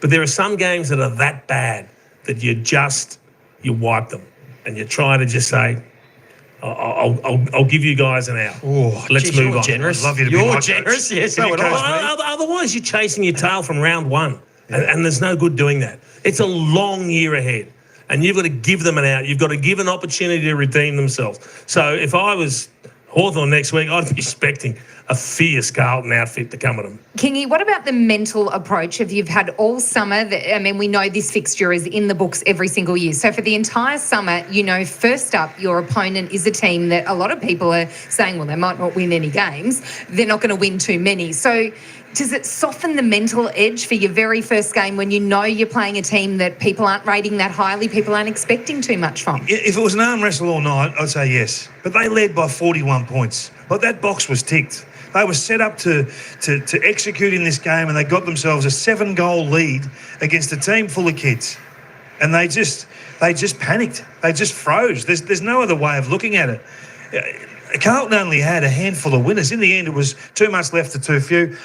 I think there's enormous worries behind the football, though, Jace. I mean, the personnel down there, there's some inexperienced defenders. They may not be inexperienced players, but they're inexperienced defenders. And when the genuine heat come on, they failed. And I just don't know whether you can just roll on. I understand what you're saying. What are your options? Well, you've got to make some changes. They just panic too quickly. Like McGovern makes the same mistakes. You can't throw them out on the back of one performance. Well, I think you can move a player like Mitch McGovern. Possibly, but you've strategised about how you're going to attack this season. And it's a bit like if you make positional changes off the back of one bad performance, you don't throw that out either. You've got to give them time to bed down. So I think they've got to give them a chance to redeem themselves. But, as I said, this loss could haunt them later on in the year when you're jockeying for positions if they get back to where we think they would. I mean, when they were 41 points up, we were all thinking this is going to be a one-sided affair and we weren't going to get much of a contest. So we're all genuinely surprised. Yeah. So those players, it's going to be a long week for them. It's how much was in between the years. Yeah. Because when they were 41 points up, there must have been a point where they got complacent, they got comfortable, and they started being, lack of care, and then it just continued to snowball. And once Richmond sensed it a little bit and ramped it up, then it all fell apart. So maybe Vossi needs to dig in more into the mindset as much as he does. And I'm glad you didn't coach, to be fair. He'd be too soft as a coach. He's a big softie. I wouldn't have had the patience. I can say that here. If I was there in the box, I'd be tearing shreds off people. Grab the popcorn, Joey, because the press conferences are coming up, and I think that will make for very entertaining viewing here on Fox Footy. We'll hear from both Michael Voss and Adam Uze. And what about our Thursday night team breaking it all down? They'll continue to guide you through the entire season on Fox Footy. We'll be back after this short break. You're watching Thursday Night Footy on Fox. Brought to you by the new Ranger plug-in hybrid. Surprise from... All right, folks, how was that? How was that? If you're a Richmond supporter, you are absolutely over the moon. What a victory. Of course, the Tigers in that final term. 4 goals, 1. Carlton. There we go. 1 goal, 6. Inaccuracy. It's normally the case, isn't it? The inaccuracy, well, if you take your chances, just have a look at the Tigers, 13-4. That being said, the Tigers' defence, they were like animals.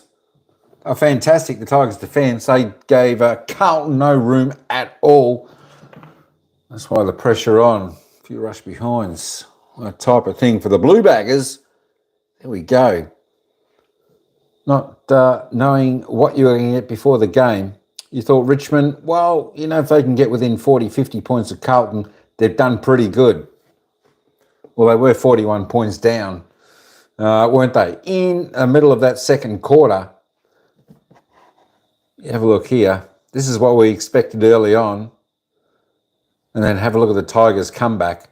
Halfway through the second quarter, it was all the Tigers. They were in control of the game. Slowly but surely picking them back goal by goal by goal, and got up to win by 13 points. Absolutely fantastic game by the Tigers, as we said during the game. Even though the Tigers were down early, they still had that fight and that bit of grit and the trying, even with some of their young players. So they did look good. It was already promising signs, even though they were well down. But things just started to click and they started to get on the roll there.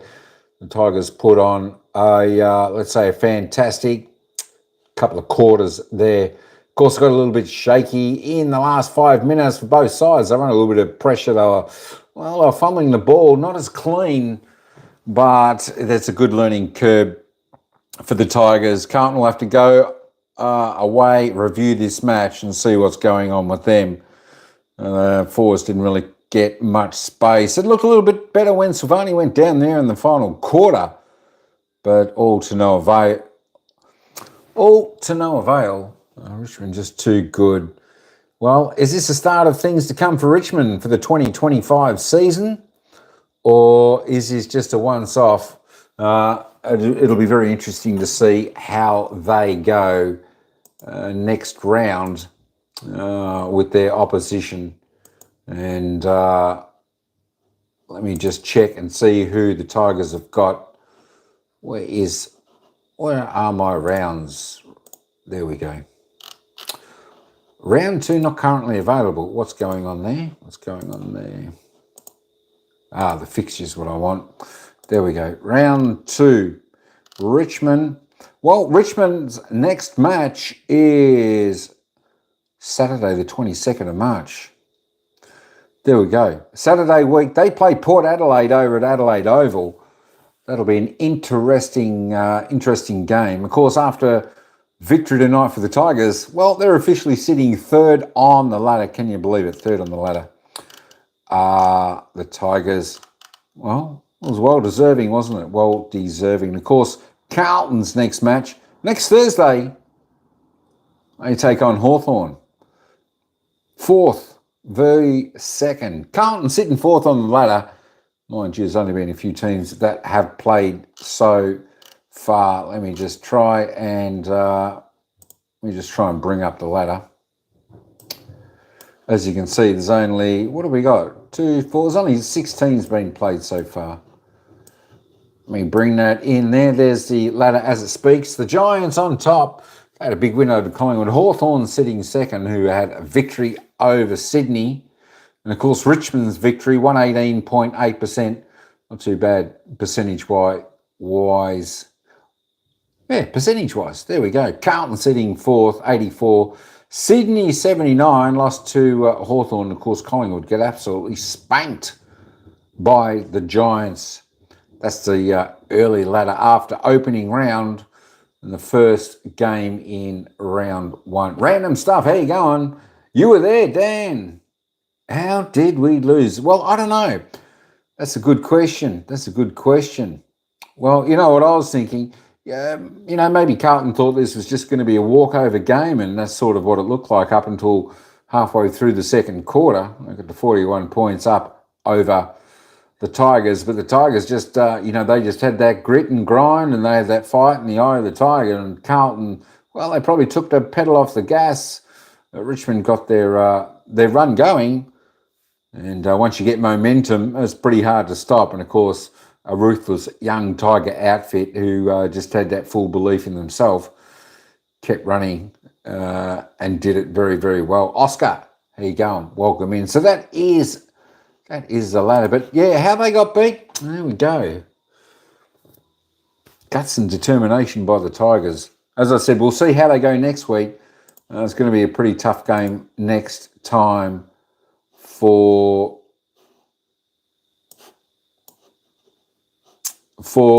but actually it's going to be a pretty tough side for both teams, as we were saying. Where is the match centre? There it is, round 2. As I said, Carlton have Hawthorn next game, and Richmond have Port Adelaide away over there in Adelaide. But absolutely fantastic. All right, we'll give you a little bit of a listen to Muse's press conference while he's on, before we end this live tonight. Some of our system broke down at parts of the game, but the second half, like I said, it looked like a real Richmond game. But we'll review the game honestly. We lost on expected score, so we've just got to. We won a different way today, but we've just got to get better. Defence as well was a brick wall. I think Carlton only scored twice in that second half. Yeah, and that's the fluctuation in that. They were scoring way too easy in the first half, so it was really clear what was happening, and obviously they've got the big boys and some talent down there. So I thought Jacob Blight just kept fighting, and Ben Miller's second half was terrific. And when we say our defence, we play a full team defence, so our forwards were really important in that, and we played a really strong. It looked like we played a strong brand on defence, which was nice. How about the captain, Adam? I mean, he's no stranger to pulling out some big performances, but it's not one of his better ones tonight. Yeah, and he is, and that's the reason why he is our captain. But when you talk about Nank, you think about all of our leaders. Jaden Short had some amazing moments. Nick Vlosten second half. Nathan Broad at half time spoke through some of the system errors that were happening, and they were easy fixes in our eyes. But when they're young players, it might take them time. And then we're having obviously Lynchy down, that focal point in the front end just gave us obviously something to kick to and to help some of our younger forwards. So yeah, our leadership across the board, as well as obviously Nank, was outstanding. Sam Waller looked like a leader out there, did some special things. What do you make of his debut? Well, that's why he's he's a talented kid, and he'll just get better. But that's what he does when the ball's in his area. He knows how to play, and he knows how to win, and he knows how to fight. Who would have thought a few weeks ago he was getting surgery in his jaw, and now he's having a win on the MCG, and great opportunity for our footy club to celebrate with their families, and it's just one step along that journey. You've been involved in some big wins at other footy clubs. Where does this rank for you personally in terms of wins and experience in your time in footy? Oh, it's right up there. Only because I think it takes time. It takes time to for a young player to feel like they belong on an AFL field, and like I said, we're just scratching the surface. Like Harry Armstrong, he'll just get better, but he's not going to be a superstar by his fourth game. So we've got to fast-track the development of our younger players. But like for Seth Campbell and Ryan Mansell, for the boys that have been around, Thompson Dow's game I thought was really strong. So the boys that have been around the mark and they still haven't hit 50 games yet, they need to feel this. Like James Trezai's won his first game today. And I wouldn't have even known that.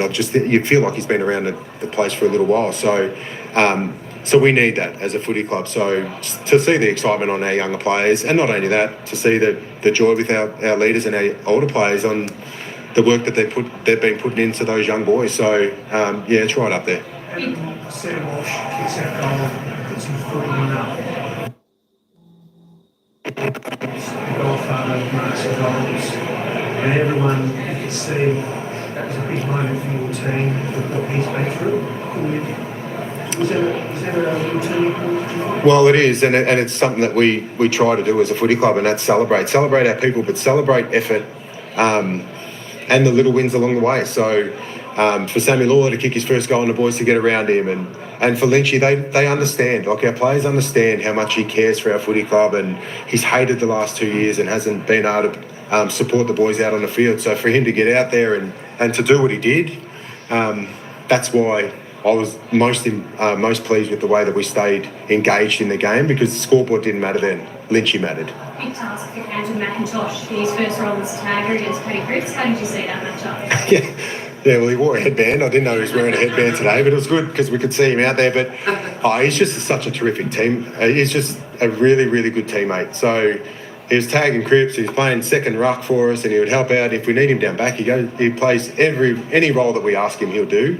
And obviously, Paddy Cripps is a star. And to nullify his influence, not sure how many possessions Paddy had, but he would have worked hard for all of them. So, yeah, it was a really great game by Camden. Jack Ross, that's one of the best games he's played as well. He really stood up in a situation where, obviously the club's such a young club at the moment, for him to really stand up in that moment. Yeah, and they're the guys you feel really proud for, because he hasn't had the success of a few of our older boys, but he's missed a lot of footy. So he's similar to Lynchy. He was on the sidelines last year after round 5, and he was so important for us up in the early part of the year, and we know the type of character he is. He's not in our leadership group, but he's a leader around our footy club, and it won't be long before he's in there. So yeah, he's a powerful man and a good teammate, and our boys love him. Tom Lynch collected Tonga coning high. Are you worried about the outcome of that one? I actually haven't seen the incident, but yeah, obviously we'll have to go through that and see what comes out of it, but no, I didn't see it. You mentioned Seth Campbell earlier. Have you seen that sort of celebration from him on the training field? Well, once again, I actually didn't see that because it was a really important time in the game, and I wanted our players, same sort of thing, to execute a part of the game that we need to get good at, and that's protecting the lead. I know there was only 40 seconds ago, but there's a method around it. So yeah, he's done it at training, and we've celebrated that. He's an energetic kid, and he was really important for us again, and he's just getting better and better every game.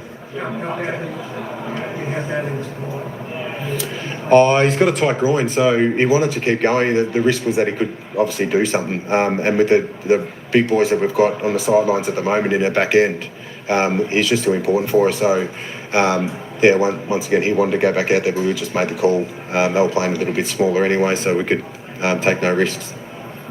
How long do you let the boys kind of enjoy this one before you start to pull back for next week? About 10 minutes. This is what we do. We train hard, we play hard, and you want to celebrate with your families. Like, we've got 3 new players, their families are here. We'll go across to the club and really enjoy each other's company. But tomorrow we get back on, and as I said, we've got to be really honest with the way that we review the game.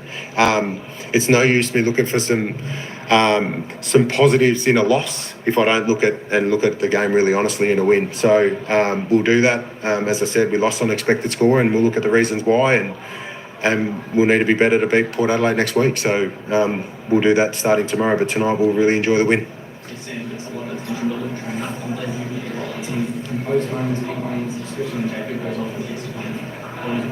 Yeah, and Luke he's a star, and he had some big moments late in the game, and he's a great kid and a great decision maker. And Harry Armstrong, he might not have touched the ball as much as the other two, but they've got some big defenders that he played a role for our boys and brought the ball to ground, and that's the reason why Seth and Rossi and those boys hit the scoreboard. So we'll celebrate that as well. So the young boys really held themselves really well in their first game. Thanks, guys. A great result for Adam Uzan. I think, Jace, a lot of people will be really pleased for him. He's been under a lot of pressure as coach early days, and this is a great win for him as a developing coach.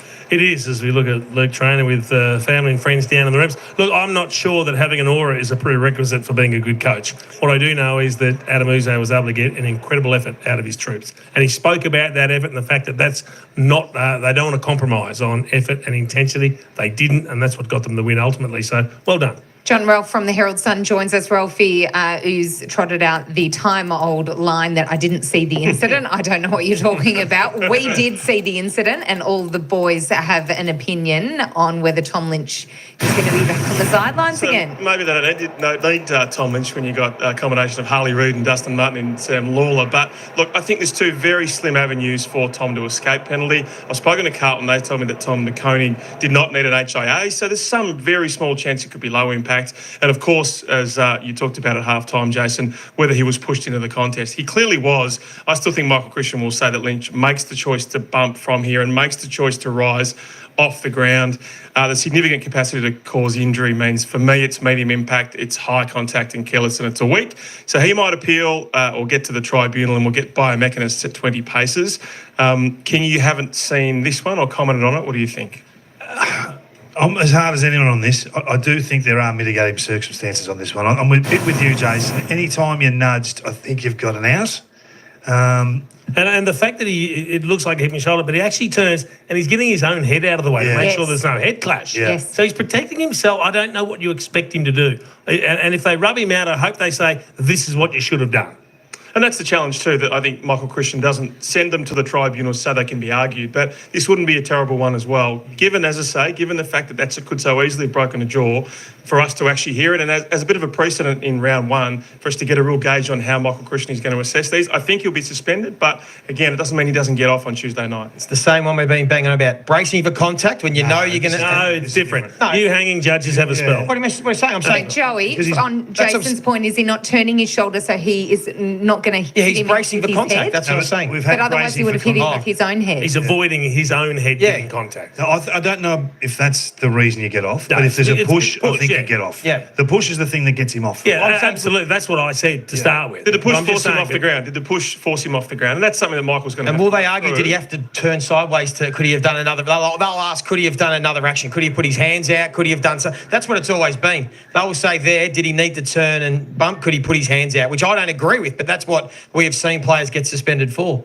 All right, time will tell. We'll find out. All right, well, we've got plenty more coming up on Fox Footy tomorrow night. Hawthorn and Essendon. We're going to hear from Michael Voss after the break. But tomorrow here at the MCG, can the Bombers pull off an upset against the Red Hot Hawks?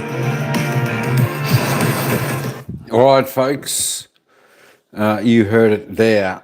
Well, you know what? I don't think he should be rubbed out for that action. He was pushed, as they said, he was bracing for himself. They said he got off the ground. Well, I don't agree with that. His right foot definitely remained on the ground. So it'd be interesting to see. We will hang around for Michael Voss's press conference before we end this live. So if you want to stick around and hear the Carlton coach's press conference, just hang around for just one moment.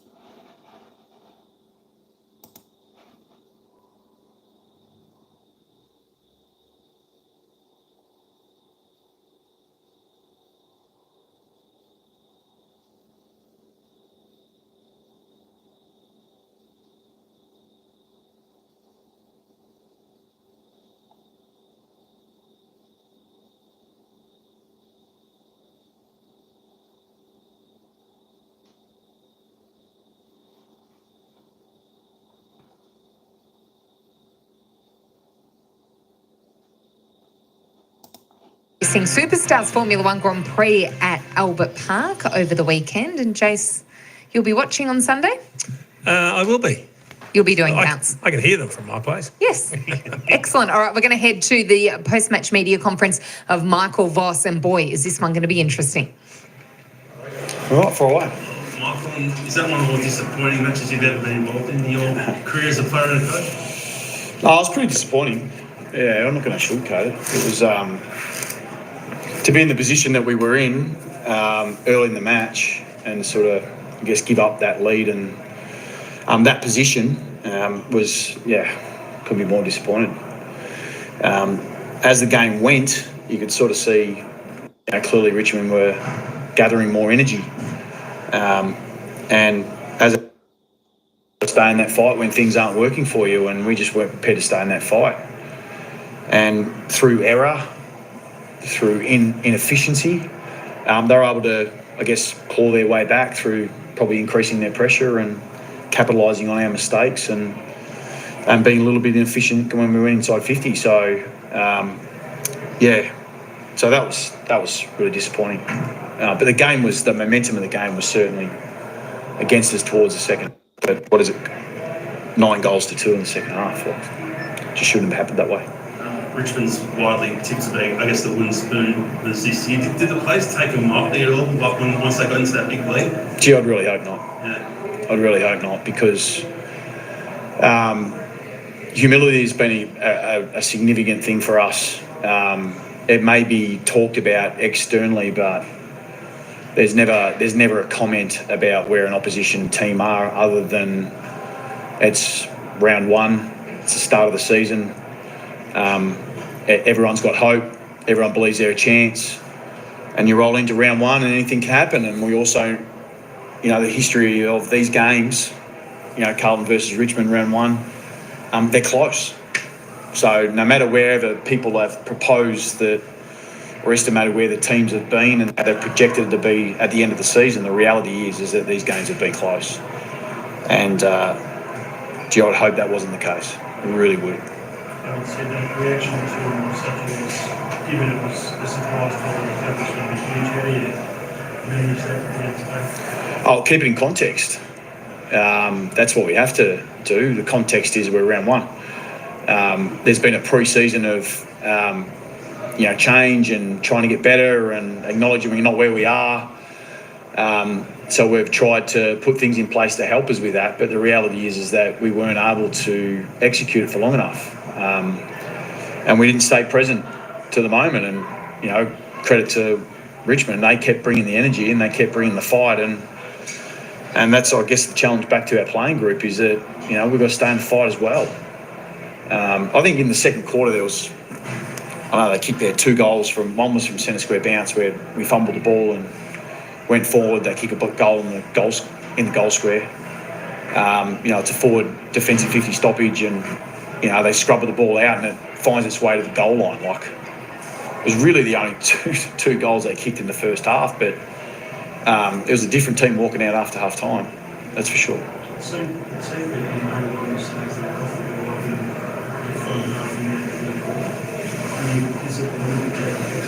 The fundamentals are crucial in this game. Falling over, keeping your feet, being clean around the ball. Relevant 100 years ago, it'd be relevant another 100 years, and we just weren't that. So what we will do is we'll accept how this has played out. You don't tuck this one away. You've got to address it.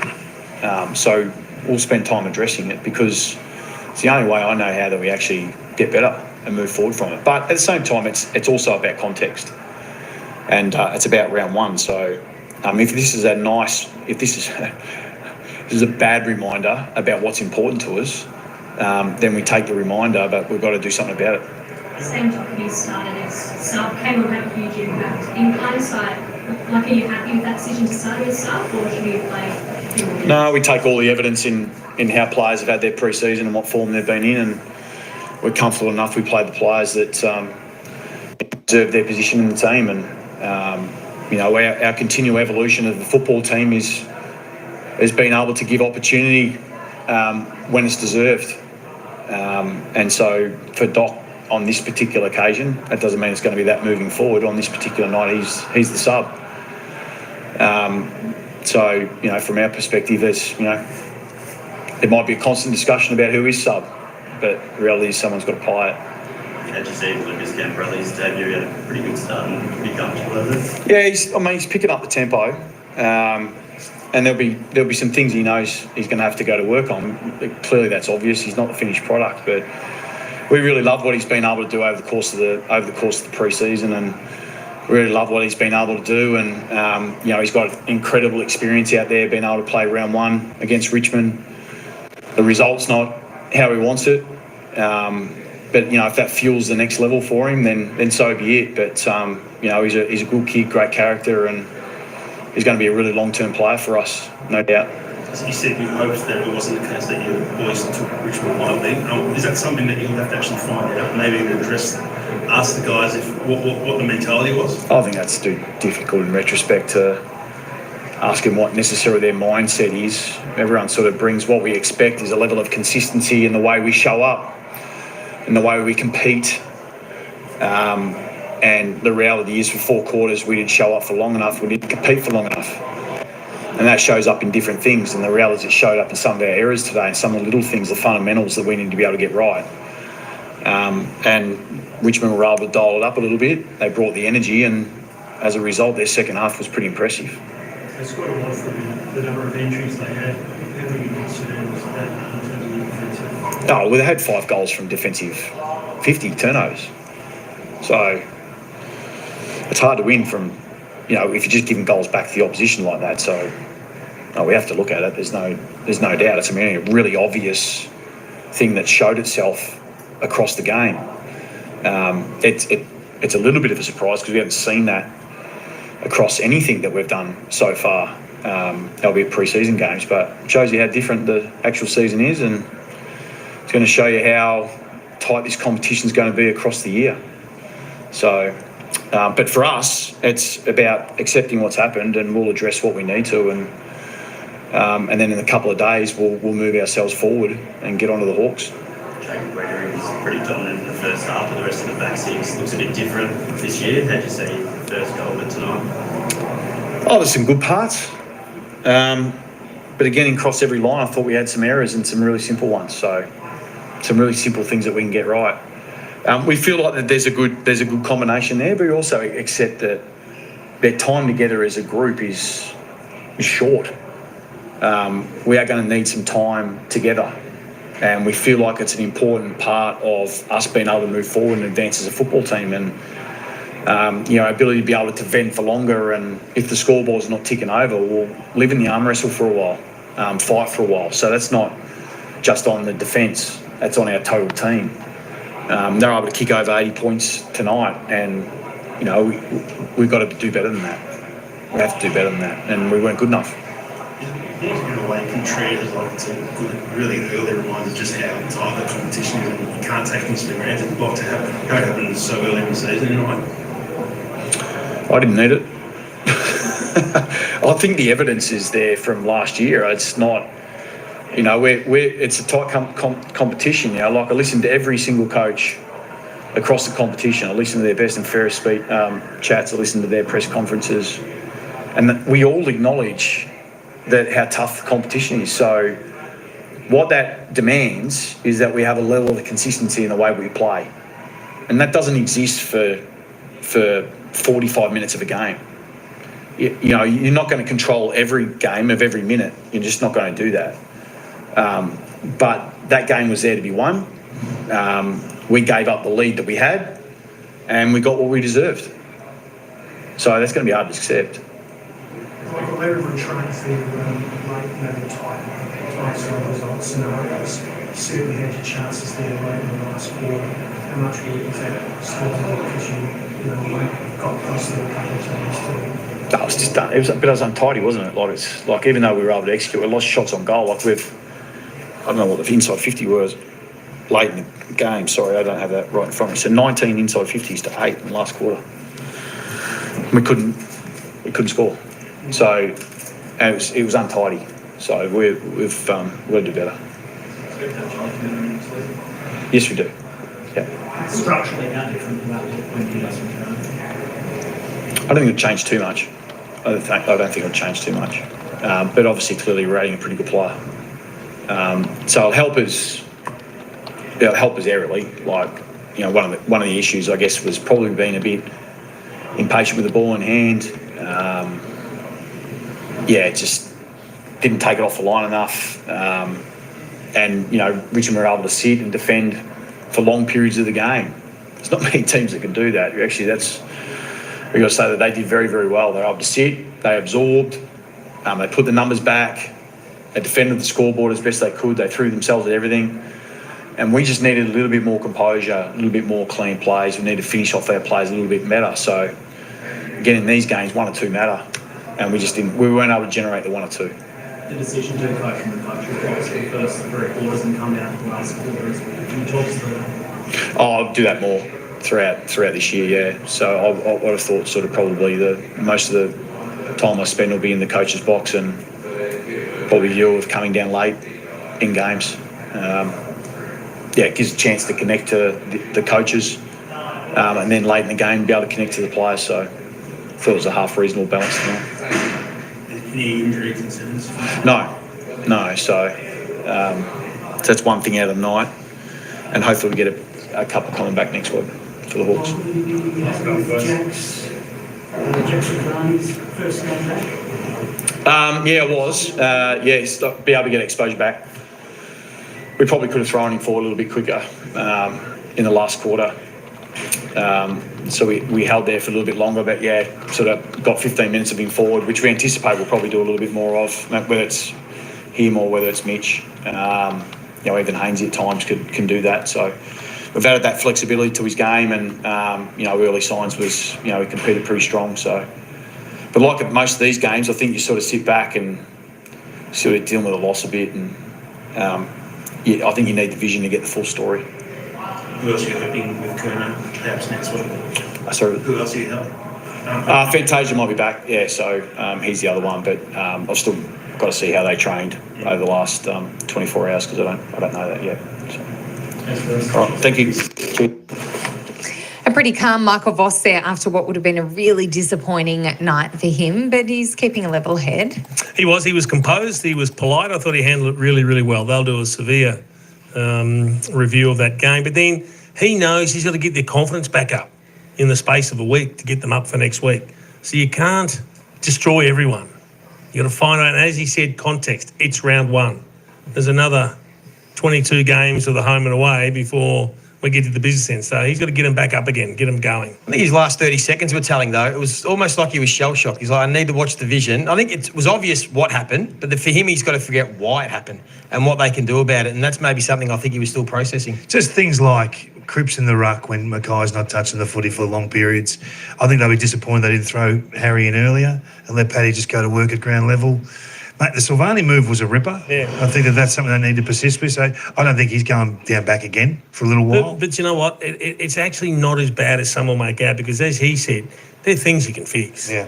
I mean, it wasn't a fundamental structural breakdown or anything like that. It's just errors under a little bit of pressure, just not enough attention to detail. But isn't that important in footy, mental toughness? And well, it is. Being able to handle pressure. And so maybe you find out about it, you know? Are you putting a line through anyone? Not after 1 week. Okay. We got next Thursday, haven't we, Sarah? We do. Then we'll get the pen out. Will you be prepared? We'll get the pen out then. We'll get the big black one out. And work it out. I'll bring a couple of big texters. Yeah, we'll get through half a dozen. Marathon season. So I think we just hold fire for a little bit. Guys, we're still here at the MCG for a little bit longer, but after this, we're all going home to watch the golf live on Fox Sports.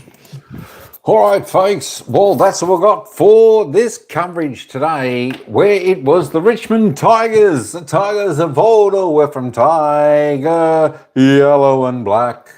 13-482, defeating the Blue Baggers, 9-15-69. There we go.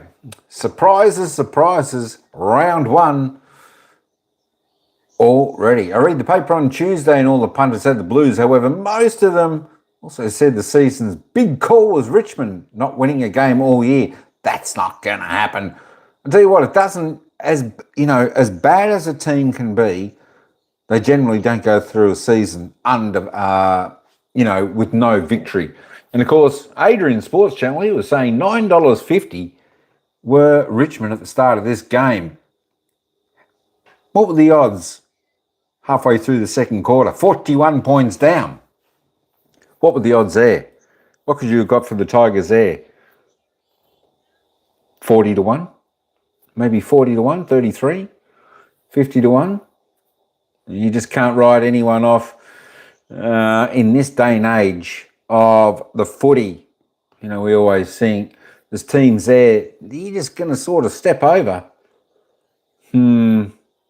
Well, tonight just proven you got to play. You got to play like the opposition's a good team and continue that. I just think, the young run and the young belief of the players of the Richmond Tigers, they just seem to put it well together tonight, even though when they were, 41 points down, they were still giving it a crack.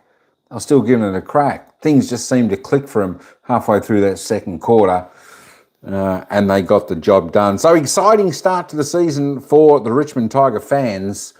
A bit disappointing for the Carlton fans. Look, I know how that feels. Being a Collingwood supporter. Don't worry about that. Maybe just a little bit of their fitness and touch just out of hand. And Carlton will certainly improve out of that. They'll be a little bit more sharper around the ground, I'm sure, next week and the weeks to come. You know what? It's only round one, folks. It's only round one. Highs and lows of footy. There's always next week. You're welcome, Mark. Good to see you again. Addy G and everyone else who is in the live today. But you know what? I'm going to leave this one off right here. Let me just double check. Because I don't know. Where is the fixture? There's the fixture. Tomorrow night, folks. Tomorrow night, we've got another big game coming up your way. 7:40 Melbourne time. We've got the Hawks, the mighty Hawks taking on the Bombers. Hawthorn v Essendon tomorrow night, 7:40 at the MCG. Should be a cracking game. And of course, Saturday, Geelong taking on Fremantle, GMHBA Stadium. Addy G, I tell you what, that's going to be another cracking game. This could be another game like tonight. Maybe Fremantle will get up in that one. Sydney taking on Brisbane Lions, the reigning grand finalists. Well, yeah, come on. Brisbane should get the job done there. Western Bulldogs, Saturday, 7:35, Marvel Stadium, taking on North Melbourne. Well, another interesting game. You'd expect the Bulldogs to go with an easy victory there, but North Melbourne got a little bit of their game going late in last season. Of course, Saturday, 7:35 p.m, MCG, Collingwood, Port Adelaide. There we go. Should be an absolute ripper. Sunday, Adelaide taking on St Kilda over there at Adelaide Oval. Melbourne versus the Giants, Sunday, MCG. And of course, the final game of round one, West Coast taking on the Gold Coast Suns over there at, I don't know, what is it called? Optus Stadium? No, it's not Optus Stadium. Adrian might know over there in Perth. I can't remember the name of that one. But you know what? We have got awesome games of football coming up. Tell you what, the teams are well matched. I reckon there. Tell you what, this is a cracking round one of football. You don't want to miss it. You just don't want to miss this first round, folks. So come back to the action tomorrow night, 7:40. Hawthorn taking on Essendon. We'll probably be going live around about 7:30 to cover that game. Dogs are lots of injuries. Yeah, I haven't had a look at the injury list for the teams yet, so it'll be a little bit interesting. That being said, that's right. The big man's out. What's his name? Oh my gosh, that's just slipped my mind. The star of the Dogs. Although they said, I think they said he'd be right for round one when I saw that happen in the Richmond for the flag. Hey, you know what? You're a jokester. Yeah, look, anything's possible, Addy G, anything's possible. They did well, but yeah, I think they're just a little bit young, probably not seasoned enough. You know what? I think Fremantle are a better chance than Richmond to get the flag this year. But, that being said, it was great to see Richmond, a different team to what they had last year. I think Richmond, they really made a good move in unloading a lot of those players last year, a lot of the older players, bringing some fresh blood in. Number 22, I can't remember his name. What's his name? Number 22 for Richmond. He looked pretty good. So they were saying, Sam Layla, I think it was. Sam Layla. I think they're a little bit of a replica of Dusty Martin. So they were saying he's a pretty good player. So Richmond got some good things to look forward to. But anyway, that's me. That's me over now for this one. Hawthorn Essendon tomorrow night, live from the MCG. Should be a cracker. You never know. Might even do the one Saturday, Geelong versus Freo. Hopefully Adrian's smiling after that game. Should be a cracker. Got some good games coming up. Holy Toledo. Western Bulldogs, North Melbourne? No. We'll be doing the Collingwood Port Adelaide game. Don't worry about that. We'll see the Magpies do all right in that game. So there we go. All right, folks, that's enough of me jabbering. It was a great game. We heard the coaches wrap up. We've heard the wrap up from Mark and Annie G there. Give the Tigers a few years and they'll be back up amongst it. Yeah, Sam Loyler, no draft pick. Look, I'm sure. It may not even take a few years. They seem to have things clicking really well. They seem to play well together after round one. So that will be very interesting to see how they go up until half of the year. Because I'm tipping probably the second half of the year, a lot of these young players, as they generally do, they do tire off a little bit. So, here's the number one draft pick. There we go. Tell you what, they've got a good one there. So that should be all right.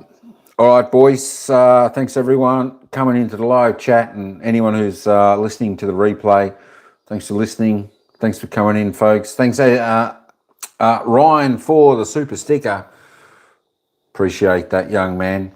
But we'll catch everyone tomorrow night. If you get 7:30, we'll kick off for a 7:40 game. Hawthorn taking on Essendon at the MCG.